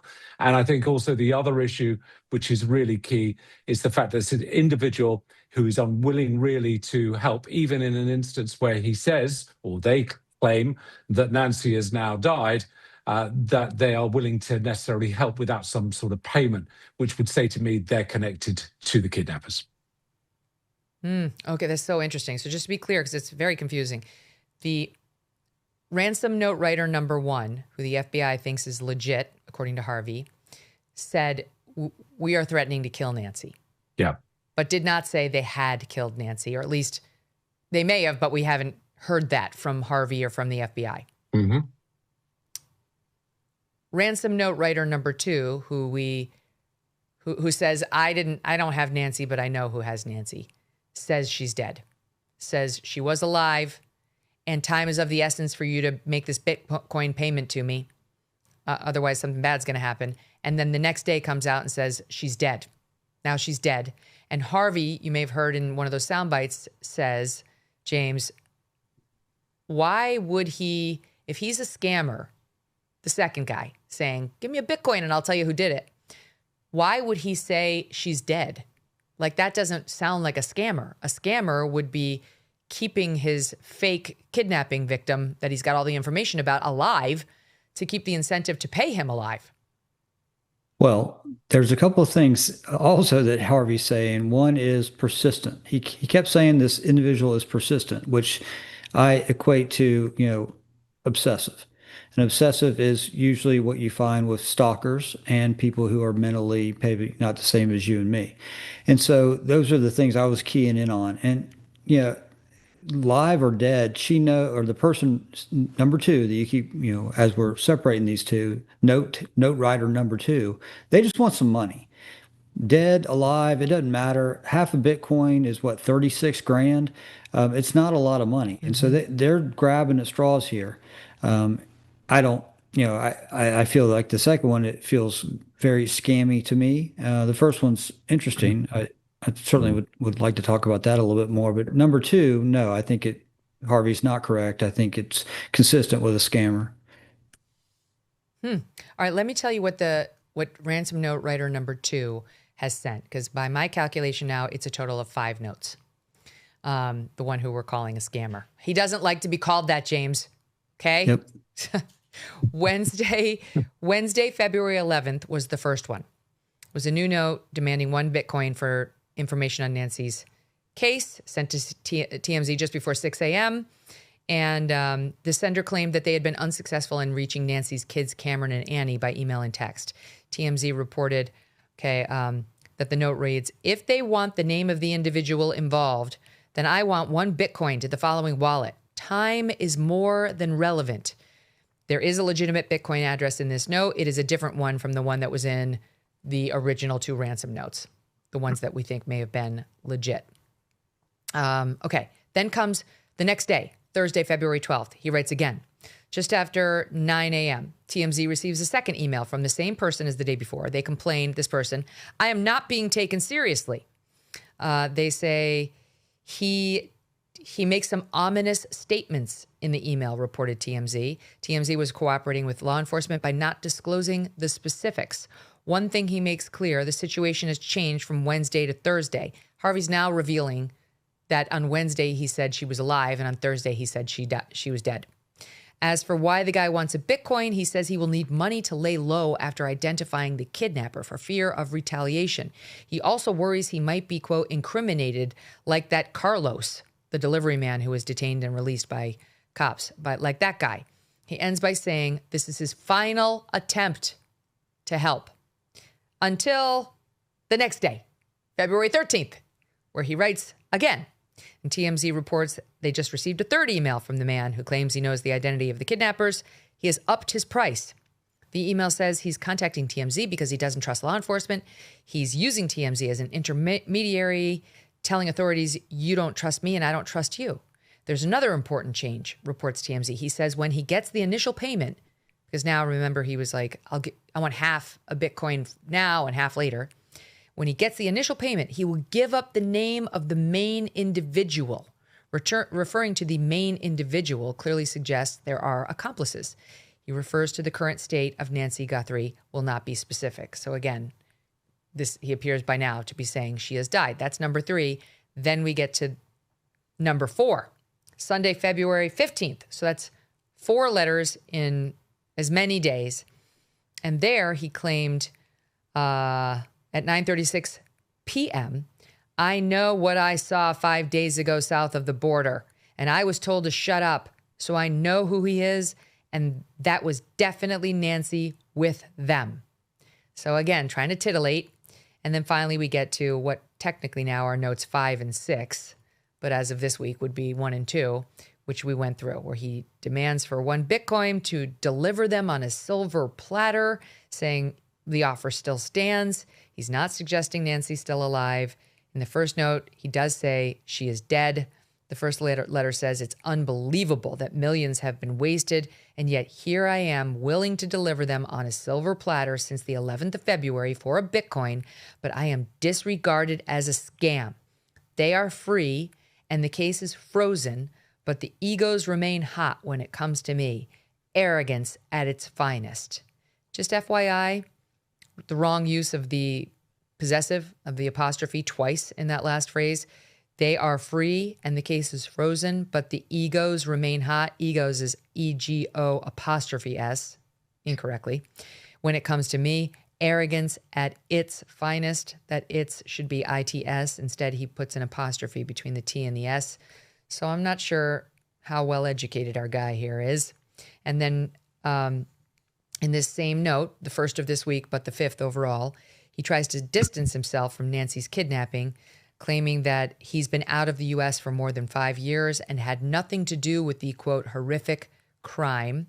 Then Harvey talks about the note on TMZ, and the person sends a second one, or again, by our count now, the 6th, writing, I saw her alive with them in the state of Sonora, Mexico, and says he's not motivated by greed, insisting, I just want what's fair and to live peacefully with enough to start my life again quietly without having to join a witness protection program. There's a lot in there. All right, so we're going to stick with the six notes before we get to what's the most interesting, which is the 2 that we now know the FBI considers legit. Why? I mean, Will, can you expand on your theory that this guy, he may in fact be the actual kidnapper or connected to the actual kidnapper? Yeah, that's not uncommon, Megyn. You will have individuals that will try and take on various different personas. And it's almost like casting the widest net they possibly can to see who is going to bite and under what particular narrative are people going to bite. But I'm with James on this one. I think this individual is a scammer.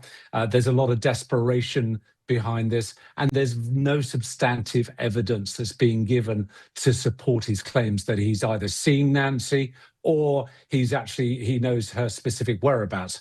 Now, anybody, unless he's actually disconnected or not connected to the actual kidnappers, it is someone that has literally been within the vicinity where they witnessed Nancy.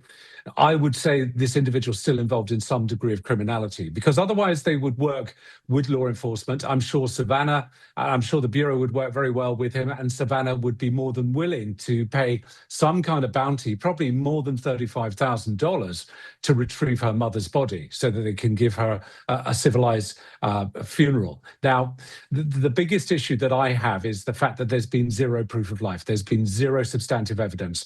And until someone can actually give that, and I've had individuals who have, again, once you start negotiating onto a new platform where the hostage is actually dead, everybody accepts that they're dead. They don't make any bones about it. Everybody knows it. And you move progressively on that level. And ultimately, any deal that's done or is struck is inevitably not going to be as good as what was initially maybe demanded. The $5-6 million mark right at the beginning, Megyn, that's an interesting one, because many international insurances really will cover on K&R up to about $5 million. So this is potentially someone who does know how the system works to a certain degree. Okay, James, what do you think? Because one of the issues I have in analyzing the guy who wrote the 6 notes, even though the second one was his last communication, is he could get $1.2 million from the FBI if he can provide information leading to either Nancy's body, Nancy, or the kidnappers. And instead, he's trying to cash in for the low price of whatever it is, $72,000 or whatever you can get a Bitcoin for today. Yeah. Yeah, I mean, I'm with you on that. That's the first thing I thought about was why 1 Bitcoin when you can get 1.2 million. But let's go back to the words. I think the words are very important, and you nailed it. You know, his my final offer was at letter two, and then here come four more. And so, his bluff, if you will, was called, and he's like, no, and he's hanging on. He's trying anything he can because he just wants to get some money because eventually somebody might pay. He's probably done this before. And, they try a lot of different tricks, and one of them is persistence. But I think it's important. He's also saying some things, well, two things. You mentioned it on language, the way in which the apostrophes were used. I think when I read the stuff, I thought English was not the first language of the individual. The writing it, this English is not their first language, just by the way some of those sentences were organized. But the second thing is that he knows the case. And so that's, to me, very curious. It's almost like, a fan of the case and wants to be recognized in some way, shape, or form. And that, is why they're going through TMZ, because TMZ is so hot on this thing. But Will continues to go back to it. And it's incredibly difficult for me to understand, that we're here, almost 67 days later. No one has given us a proof of life. Okay. This whole thing is unorthodox. You don't go through TMZ as an intermediary. You go to the family or you go to law enforcement or both, and you try to, get your money. So the whole thing has always been very, very unorthodox. And then the last thing I wanted to say, and Will mentioned it, was just with regards, oh God, go ahead, Will. I lost it. Yeah. You know what? It's happened to all of us. I think James picked up on a really valid point there, Megyn. The individuals that either are the legitimate kidnappers or are the fanboys or fangirls of a kidnapping and are seeking to exploit it in some shape or form by putting in bogus ransom demands. Their viewing, their scouring of the media, even potentially watching us and watching your dear self, obviously covering this and seeing the various different analysts and pundits that are former agency or former bureau or former My World, who will actually sort of give their thoughts and ideas of what's going on. They'll be watching all of that avidly. And that will have a lot of bearing on how their OPSEC is. And inevitably, the Bureau, who's been sort of front and center on this, will be very guarded about their information, which is why I'm very cautious about what Mr. Levin has been saying, because I think it's him speculating on minimal information that he's been given. Why would he, I don't know, maybe this is a dumb question, James, but like, he knows this is a crime.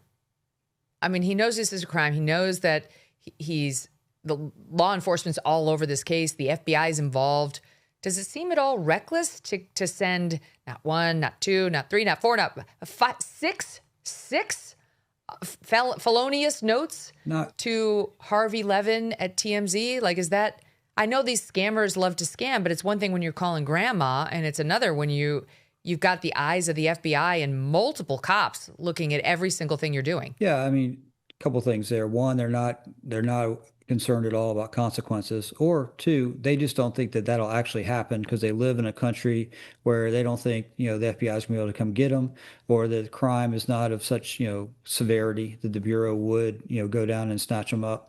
And so they just don't feel like there's any real consequence for doing all of this. And I just remember my point that Will was making, and that's this unorthodox nature of, we're having to get information on this case from Levin, right? Like you're asking all the right questions, and Ashley is also, but where is the FBI? Where is the sheriff? Why are they not answering these very good questions you have? Like, why didn't you pay the ransom? You just asked that question earlier, like, why didn't you pay the ransom? Well, that's a great question, FBI, Kash Patel. What happened? What's the deal? I'm sure they'd say something that sounds a lot like what Will's been saying. Well, we had no proof of life. And then lastly, with number two, there is not a person walking this planet that doesn't have a cell phone. Number two could have taken a picture of Nancy when he, quote unquote, saw her in Sonora, which that's a whole thing. But he didn't. And that would have bolstered his case exponentially and made me not think he's a scammer. If he had sent a picture in to Harvey saying, hey, here she is. Okay, now we're getting somewhere. But no such evidence came. No such proof came. And I don't really like the reporting of someone saying, that this guy gave specific information as to where she was. Sonora is huge. Like just saying I saw her in Sonora that's ridiculous. Okay. Can you be more specific, please? It is a very large location. Okay. It would be like saying I saw her in New York City. Or Jimmy Hoffa is in New Jersey, like everyone always told us. Okay. Like, yeah, I've heard that before. You heard it, ladies and gentlemen. That's from an actual former FBI agent. You heard. New Jersey is a huge place. I mean, we heard that all the time. Wait, before I go back to Will, I got to ask you a follow-up, James, as the former FBI guy. Note number 6 to Harvey, and Harvey got at least one of the 2 notes that may have come from the real kidnapper. Wouldn't the FBI, by this point, have put some sort of tracing ability on Harvey's email, since it's like the central receptacle for all kidnapping notes? Like, I can see why they couldn't find the first 2, but like at this point, wouldn't you think the FBI would have said, Harvey, yo, we're going to have to rig it such that everything that comes in is now traceable by us. And this guy should be in federal custody soon. Well, be careful with that word traceable. You're really good with, words. And so we got to be real careful with our words. And even though, what you're saying, I don't want to talk way too much about it, but that's probably something that, on the back end is happening. But remember, there is a myriad of ways to obfuscate, hide, and, really use an email account that's very hard to find. And it's all over the internet. You can find out how to do it. So it is possible that they're just coming up, blank with where the IP address is. Just that could be happening. I'm not saying it is, but it's possible. So even if they have some sort of FBI technology connected now to TMZ's form website, again, we've talked about this. It's not an email. It's like, go on TMZ.com and type in a tip. Right.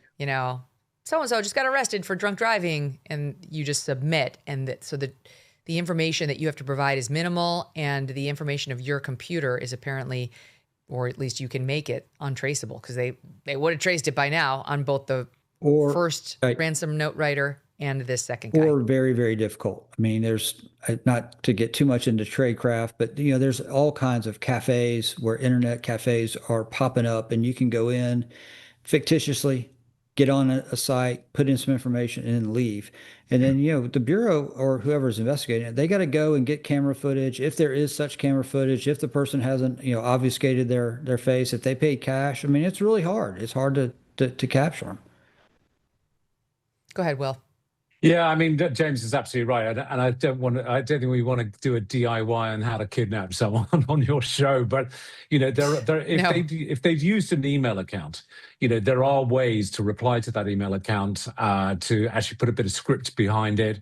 You then grab an IP address and get past their VPN. But I mean, there are various different ways, like James said. You can either use remote locations. There are various different types of internet email service online that will literally just self-destruct after 5 minutes. Again, there are so many variables without knowing the details. It's difficult to say whether the FBI would have something to potentially follow up on. But one of the things that I would be doing right now, Megyn, and I've done this before when we lost contact with kidnappers on a particular case in Latin America, was that we actually did a distributed missing persons notification in the area that we believed the hostage was being held.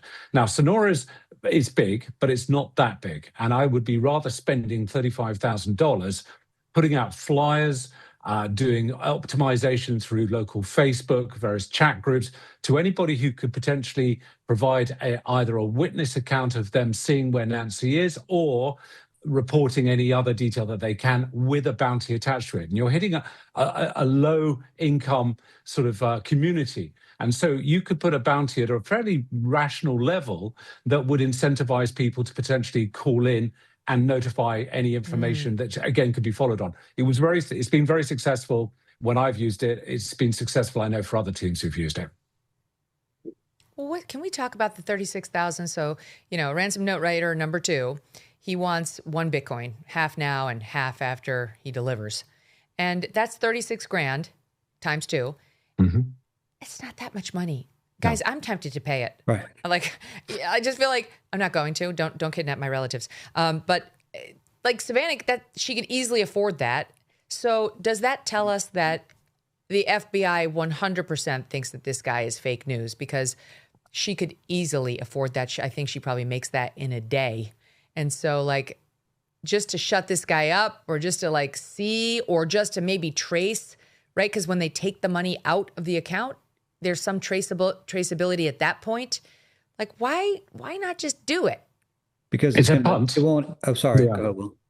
No, James. I mean, I was just going to say it's a gamble, and unfortunately, you open up a Pandora's box of other individuals coming out of the woodwork. Sorry, James. Over to you. No, I'm with you 1,000,000%. You pay you drop in the 36 or the full Bitcoin, 72 grand, and what's going to happen the next day?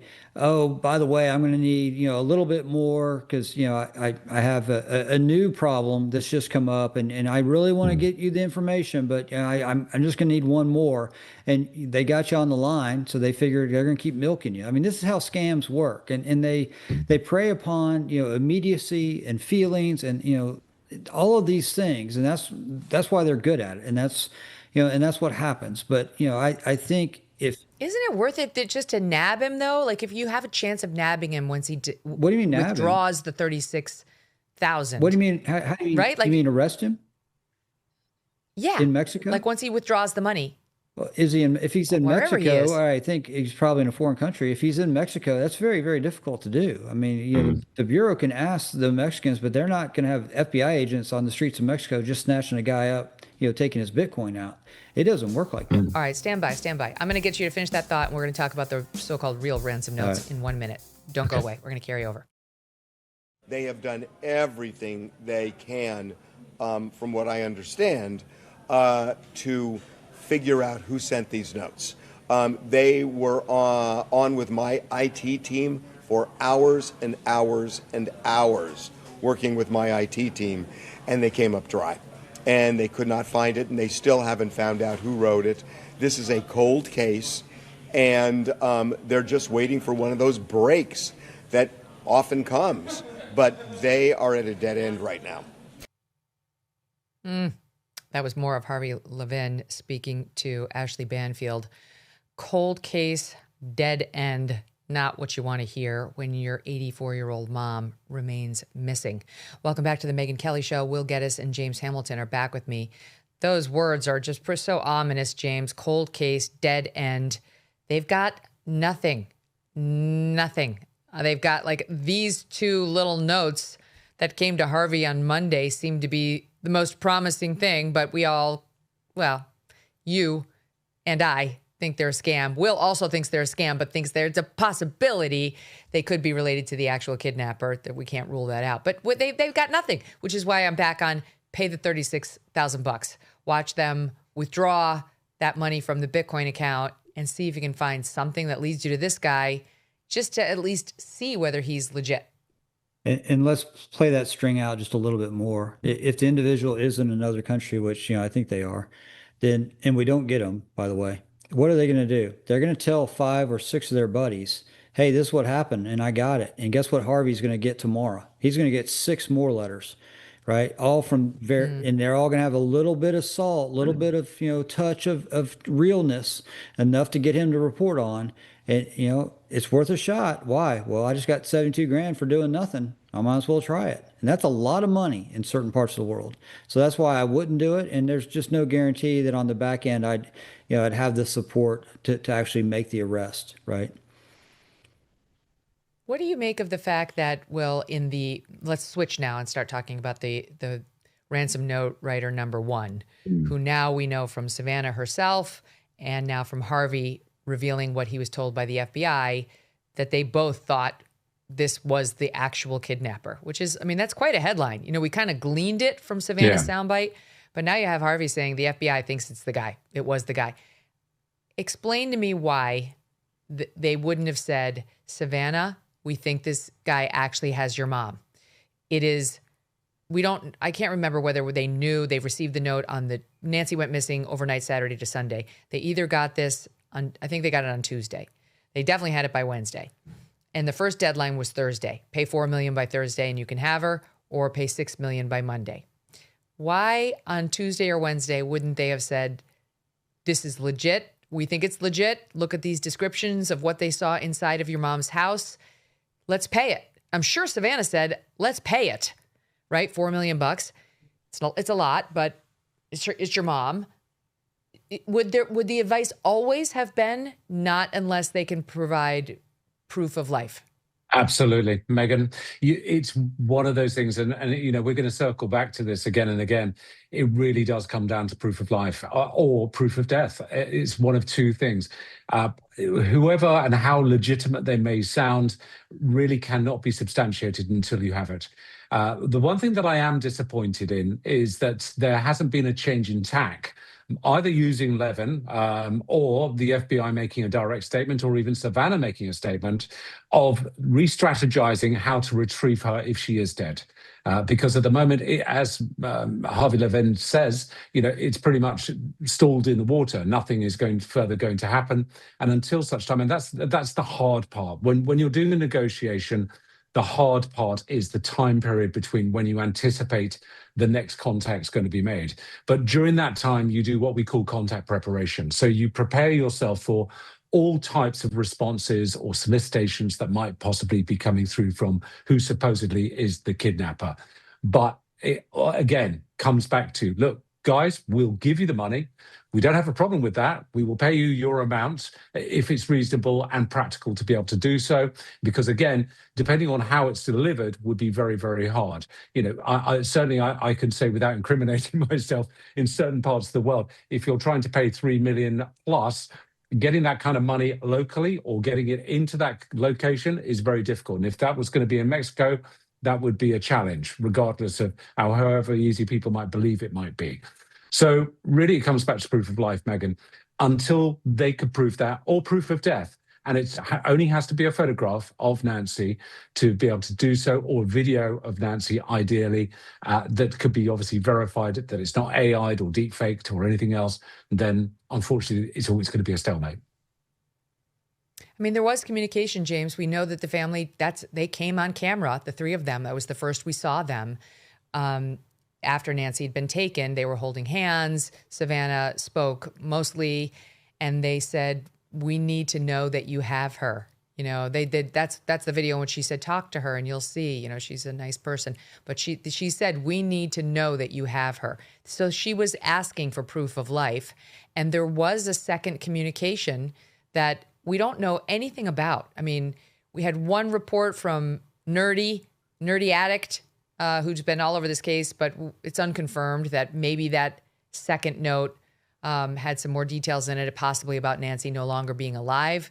But that's totally unconfirmed. All we've had confirmed about the second note is from K-Gun, the local Tucson station that did receive it, saying the person's trying to convince us that, I'm reading from it here, the new note contains something the senders seem to think will prove to investigators that they're the same people who sent the first note. So that's weird. I mean, that doesn't tell us much. It could just be that K-Gun is more discreet than Harvey and held back other details. But the kidnapper, if that's the kidnapper, did respond to the family, because their desperate video came out that Wednesday, and we did just check our days. That ransom note, the first one, was received on Tuesday. So Nancy's gone. She's discovered missing Sunday morning. Tuesday at 1:12 p.m. Is when that first demand came in for the $4 million/6 million. The family responded on Wednesday evening. We need to know you have her. And Thursday, we get the second note to only K-Gun, no longer Harvey, at 5:30 p.m. And then that's it. Nothing more. Yeah, I'm with Will. Again, the FBI wants to get her back. They don't care about $4 million or $6 million. If that's what it takes, that's what it's going to take. But they want to get her back. And, for me, as I'm not there in it. I'm hearing these, what's being reported. The only thing that makes any sense to me is that the Bureau had the evidence that suggested, hey, this isn't real. We should not pay it because, as Will's saying, there's no proof that he has her. And we can't just throw money away and your hopes and all of the trust, confidence you're trying to build with a family. It's going to go right out the window if you pay $4 million and nothing happens. You don't get her back, anything like that. And so again, when Harvey's saying that, the FBI was serious about it, well, yeah, of course they were serious. This was a couple of days into it, and they're running every lead to the ground that they get, as they should. And that makes sense to me. But there had to have been something that the team said, hey, look, there's just not enough here for us to feel comfortable saying to you, Savannah, or family, hey, this is a good idea. But even now, Savannah thinks those notes were real. Here she is, just as a reminder, in her Today Show interview dated March 26th, Thought 23. There are a lot of different notes, I think, that came. And I think most of them, it's my understanding, are not real. And I didn't see them. But,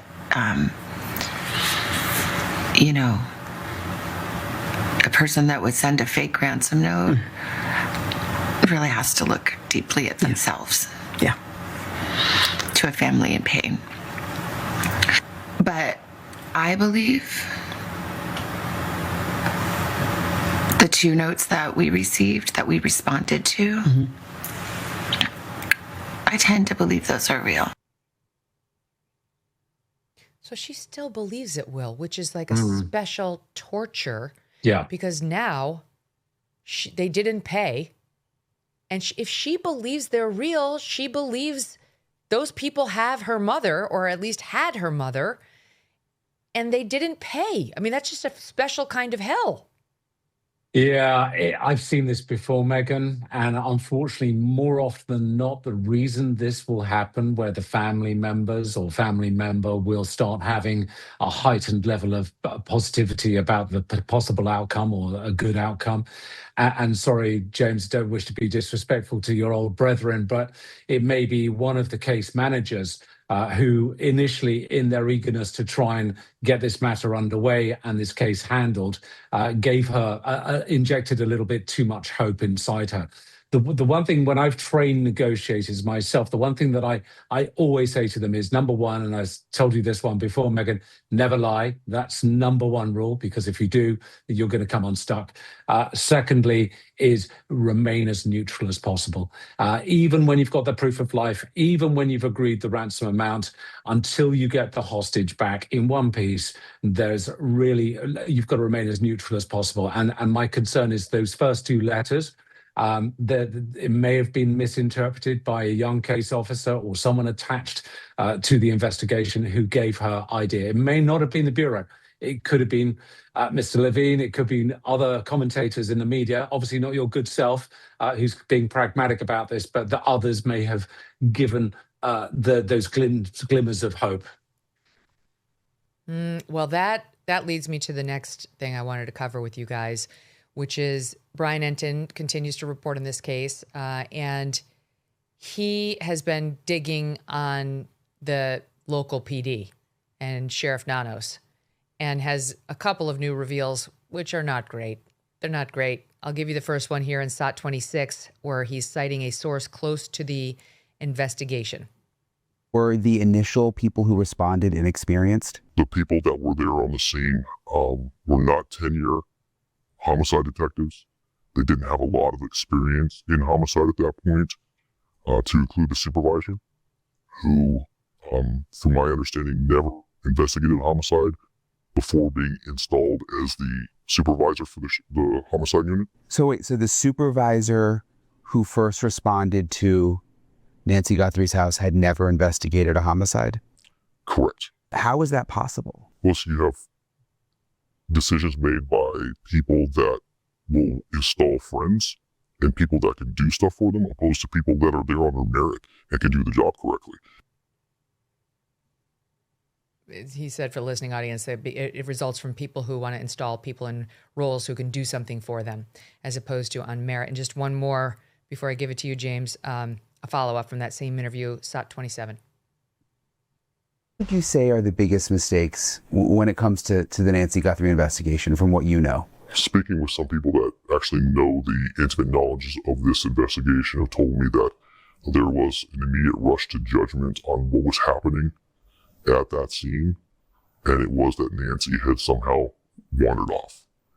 And so they rushed to that judgment, stayed with that judgment, and then ran the investigation as if this was a search and rescue issue opposed to a possible criminal issue.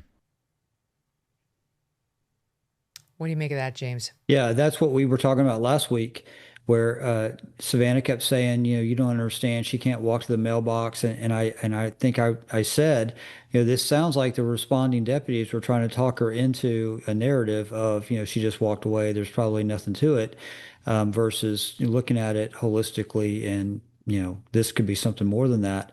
And so now this undercover individual is basically confirming that, and that's exactly what I thought was going on. Was they didn't understand what they had, and obviously some mistakes were made, and we're all seeing those now. And it's callous to say, but I'm not surprised by what he's saying, that the homicide detective or the sergeant of the homicide unit has never worked a homicide. That doesn't surprise me at all. There has to be accountability, and people have to get involved and ask questions. And if you're electing a sheriff, you gotta, who are you electing, first of all, and then second of all, who are these people that you're hiring? There has to be accountability, and thank God we got people like you asking hard questions, because these things shouldn't be going on, but they are. And how, the thought of what evidence could have been lost that first day, Will, if you have, a newbie or someone who's relatively inexperienced supervising the whole thing. It's exactly the kind of thing that could lead to what Harvey said at the top of the hour at, 14 minutes ago, no leads, cold case. Completely keystone, as we've said continually about how the sheriff has run this operation. It's like sending an electrician to do a plumbing job. They had entirely the wrong people on it. They approached it by having a prismed and focused sort of agenda, that it was literally a search and rescue rather than it was potentially anything. Remember when they opened up the crime scene within 2 days? And it took them 3 days to get the Bureau involved.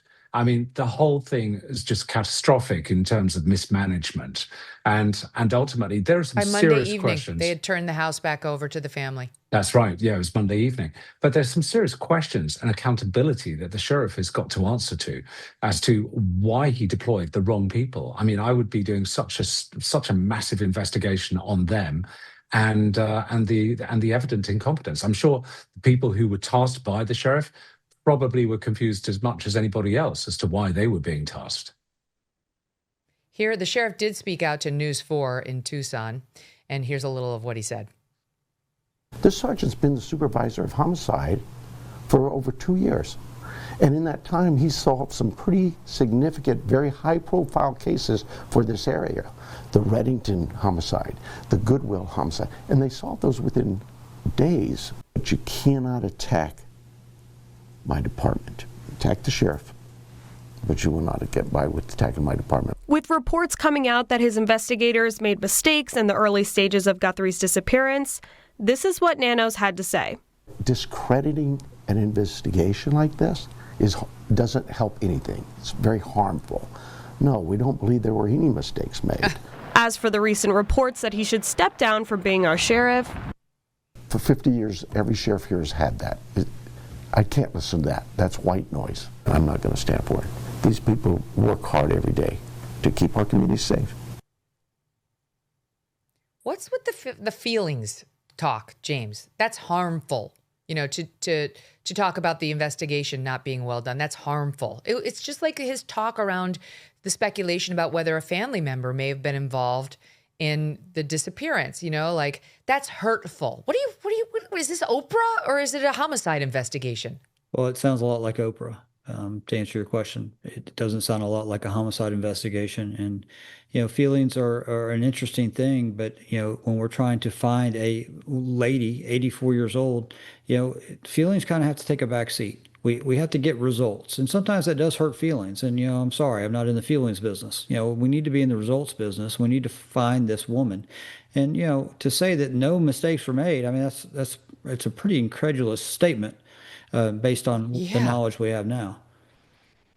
Yeah, right? Would you ever say such a thing? Can you imagine that, Will? Like, no, zero mistakes. Oh, come on. Yeah, I mean, firstly, you lose all credibility and integrity by making a blanket statement like that. We all make mistakes. I mean, it's inevitable, and you know, there's a golden rule in our world, and as I'm sure it is with James, you know, and his teams, that when you make a mistake, you fess up to it straight away, and then you can crack on. You resolve it, you remediate, and you move on to the next step. Yeah, but wait, it and by shows the no way, integrity. remember, Will, he did admit to releasing the crime scene too soon earlier in this case. He did admit to that. Remember, he was like, okay, that's on me. I'll take responsibility. And now it's zero mistakes were made. He doesn't even remember what he's previously said about it. I'm going to go back to Bryon Enton and that guy in shadow who's clearly from the Pima County Sheriff's Department, though he's just described as a source close to the investigation. Listen to him. This is on Sheriff Nanos, SOT 28. What would you want to say to the sheriff if you could? I would say that he ruined a great department.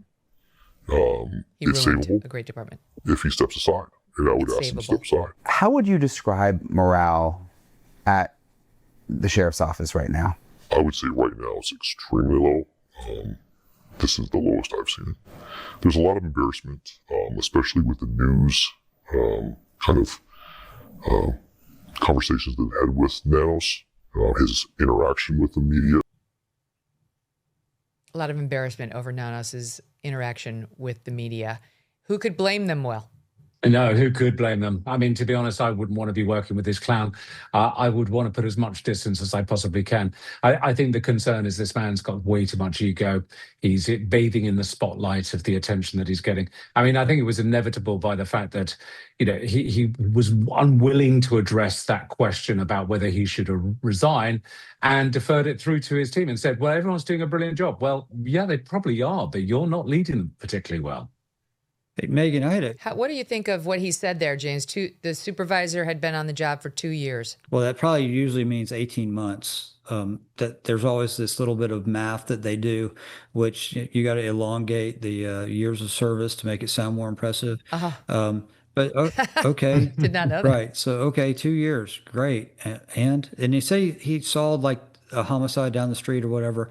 Did he do that, or did did the detectives that worked underneath him do that? That's usually what I found. And usually, like the department I came from, you were a detective, and then you saw some stuff, and then you became a sergeant, and then you became a lieutenant. So there was actually, you knew what the hell you were doing. But I was curious if you had heard. I was reading this morning that News Nation and this Bryon Enton that they were the ones that found the blood on the porch. Is that your understanding, or did I read that wrong? Well, I mean, the families, the family seems to have known about it. Do you mean like, did he find it before the family? Correct. Like, no, that he saw the blood on the porch. Yes, that picture. And that they had to call back to the sheriff's office to say, hey, there's blood on this porch. And then they processed it. That's what I read this morning. Is that not right? Oh, good gracious. I've never heard that. Okay. I never heard that before. I mean, I heard that. They got there and they did find blood inside the house, and that the pattern continued outside the house. Okay. And I don't know when Bryon was able to get that tape. I think he aired it at Monday night. It was that Monday night they released the crime scene. He was like, okay, great. I'll go over there and see it. So who knows? But it's possible, James. Anything's possible with this crew. That would have been a good follow-up question to the sheriff, about the mistakes being made. Is it true that the news found the blood in the driveway or on the step? Well, what we do know. We know for a fact, James, they didn't find that other camera on the roof of Nancy's home until a week later. Right. It's like, yeah. That's right. You didn't think to look everywhere for cameras? That seems like a really relevant thing to find out. How many cameras does she have? Who installed them? Call the contractor. Find out where they're all hidden. Yep. That's just one basic thing that they didn't do. So it's just so frustrating because everybody wants answers. In the meantime, Savannah is back on the set. I want to show a little bit of her return, which was just this past Monday. Here's how that looked in SOT 30. Pretty shot of the sun coming up. Good morning. Welcome to Today on this Monday morning. We are so glad you started your week with us, and it is good to be home. Yes, it is good to have you back at home. Well, here we go. Ready or not. Yeah. Let's do the news. Yes, so good to have you back. All right. There's a lot. So there was a report that they told the staffers on the Today Show, don't mention it. Let's just go forward. And I think that's very good, right? Because you know how it is when you've had something bad happen to you and anybody expresses empathy for you, it immediately brings up, the feelings. And you guys probably don't cry when that happens to you, but I do. I tear up when everybody's feeling sorry for me. It's like the worst possible thing. Right. So that was well done, I thought. And she's got now to go on with her life, guys. Like, you've probably seen this happen before to crime victims who have to return to normal life, including a job. Everybody works.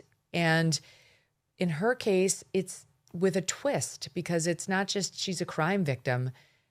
Her mom is still missing. And for all she knows, is still out there somewhere. I mean, I think most of us assume she's no longer living, but we actually don't know. So you have to go back and resume your life on a sunny morning show and act cheerful and bright and do this silly cooking segments and all the nonsense that comes with morning TV. I don't know.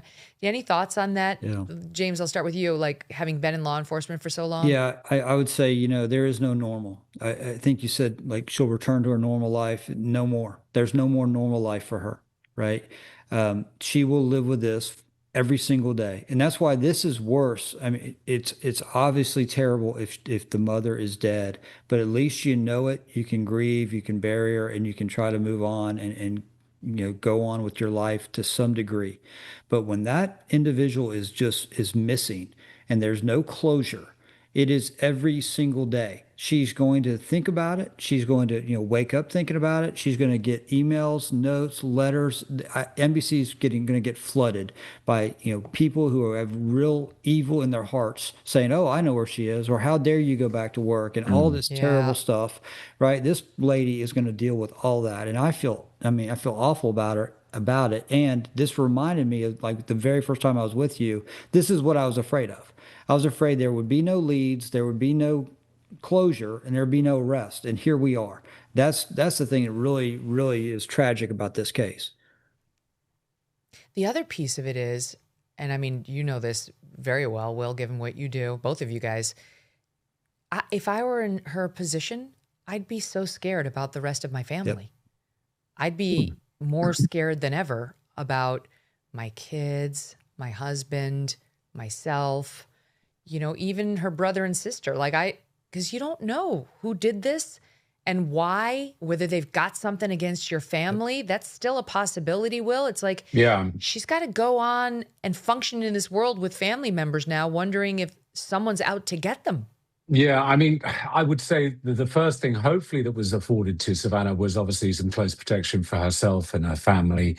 Although we didn't see it for the sister and for the brother-in-law, which I found kind of curious. Now, the number of times in 30-odd years of doing this, have I seen other members of the family getting kidnapped? Unless they're all in a very high-risk, hostile environment, it's very rare that actually happens. So the installation of close protection around the family is really to provide them with some sort of reassurance so that they can sleep at night, so they're not hearing strange noises in the house and waking up and thinking, "Oh my God, I'm going to be next."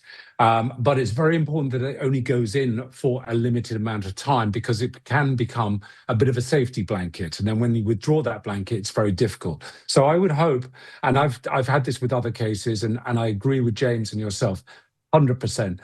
She hasn't got that closure. And this is what Savannah needs. She needs closure to know what happened to her mum and where is her mum.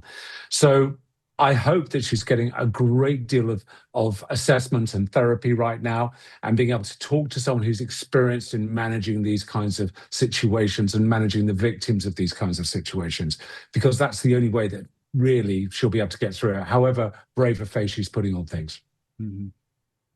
It's so impossible, because not only has she had to go on with her life, but her life is across the country. You can't even go search. Yep. When you're done with your shift. You can't, I know I've maintained contact with the parents of baby Lisa Irwin, who was stolen from her crib in the middle of the night out of Missouri and Kansas City. And they too, they had their baby taken from her crib. How do you go on? I don't want to compare tragedies, but I'm just saying that would, the one comfort in losing Nancy is she's at least at end of life. Mm-hmm. You know, I mean, I know this is like grasping for straws here, but like a baby whose every need depends on you, who you're supposed to keep safe. I just don't know how you'd live with that as a parent. And they've had to. Deborah and Jeremy have had to go on, and they look at every stroller they did for years, the first few years, and now they look at every, you know, young teenager and think, could it be her? Could it be her? You know, we've been trying to help them putting Lisa's picture on, as done by the Missing for, the Center for Missing and Exploited Children. It's so much to ask of just a human to just try to function in your life and not know. I don't know. I'm definitely saying prayers for her. She did share an Easter message with this church, Good Shepherd in New York, and it sort of betrayed some of the difficulty that she's been feeling when it comes to faith and how this could have happened. Here's a bit of that, SOP 32. We celebrate today the promise of a new life that never ends in death. But standing here today, I have to tell you, there are moments in which that promise seems irretrievably far away, when life itself seems far harder than death. These moments of deep disappointment with God, the feeling of utter abandonment, in my own season of trial, I have wondered. I have questioned whether Jesus really ever experienced this particular wound that I feel, this grievous and uniquely cruel injury of not knowing, of uncertainty and confusion, and answers withheld. In those darkest moments, I have thought, bitterly and perhaps irreverently, that I have stumbled upon a feeling that Jesus did not know. But after Jesus died, on the cross he cried out, my God, why have you forsaken me?" That is the anguished cry of someone who does not know the answers. Perhaps this is too dark a message to share on Easter morning. But I have long believed that we miss out on fully celebrating resurrection if we do not acknowledge the feelings of loss, pain, and yes, death. It is the darkness that makes this morning's light so magnificent, so blindingly beautiful. I look at that, James, and she's in a dark place. Just her tone, the overall message, where she went on Easter with it. You know, how long does it take in your experience, or is there not a usual for like emerging out the other side and being able to feel happy again and, you know, feel joyful? She'll have moments of that. She'll have moments of joy and times of happiness. But there will be a melancholy sadness about her for quite a long time. You know, I was listening curiously to her, Easter statement, because at least if she has faith, then she has something. If she has no faith and she doesn't believe there is anything after this life, then that would be an incredibly sad situation for her to kind of wrestle with, that, you know, there is no, goodness for her mother. But as I've read, her mother was a believer and she's a believer, and, you know, there is some joy in that. But as far as on this earth, she'll never be the same. Therapy is right. Will's right. Therapy does work and it does help, but there's no closure. And until that happens, again, I mean, I think if we even had her body, that it would help her immensely. And I know she probably would want to hear that, but she understands what I'm saying when I say that. I mean, do you think, Will, that there's any chance Nancy Guthrie's still alive? I don't. I don't. I think when we take into consideration her heart condition and the fact that the medication wasn't taken from her bedside table, and I don't think these guys were necessarily organized enough to have done their research and got the suitable prescriptive medicines. I sadly don't think she is alive. I think the other issue as well is, as James rightly says, it's a question of getting the body back now. And there are still lots of avenues that can be explored if managed by the right people. And I think there are enough assets, within the private sector as well as law enforcement down in Mexico that could potentially assist with the search.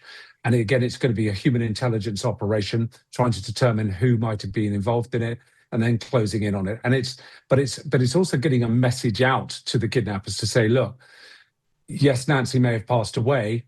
However, regardless whether she's still alive or she's not, we want to give her suitable burial. And please, can you get in touch? We will pay for it. I mean, I myself went to go and recover someone's family member's body, and it was literally a case of the individuals involved giving me the coordinates of where the body was buried, and then obviously me going down there, exhuming it, and getting it back to the family. Oh my goodness. I mean, at least maybe they could start with what you said, go to Sonora, Mexico, and put up some of those billboards that we discussed them putting up in the southwestern United States, showing Nancy's picture and the picture of the perpetrator on the doorstep, to see if it shakes something loose with a big $1.2 million sign next to it. That's right. You never know. I mean, it's at least a hedging. You guys, thank you. I'm sure we'll be talking again soon. It's great to see you both. Good to see you, Megyn. Thank you, Megyn. Yeah. Have a great weekend. Yeah, You and too. all of you have a great weekend too. Thank you so much for joining us this week. Love talking to you. Love doing the news with all of you, and we'll do it all over again on Monday.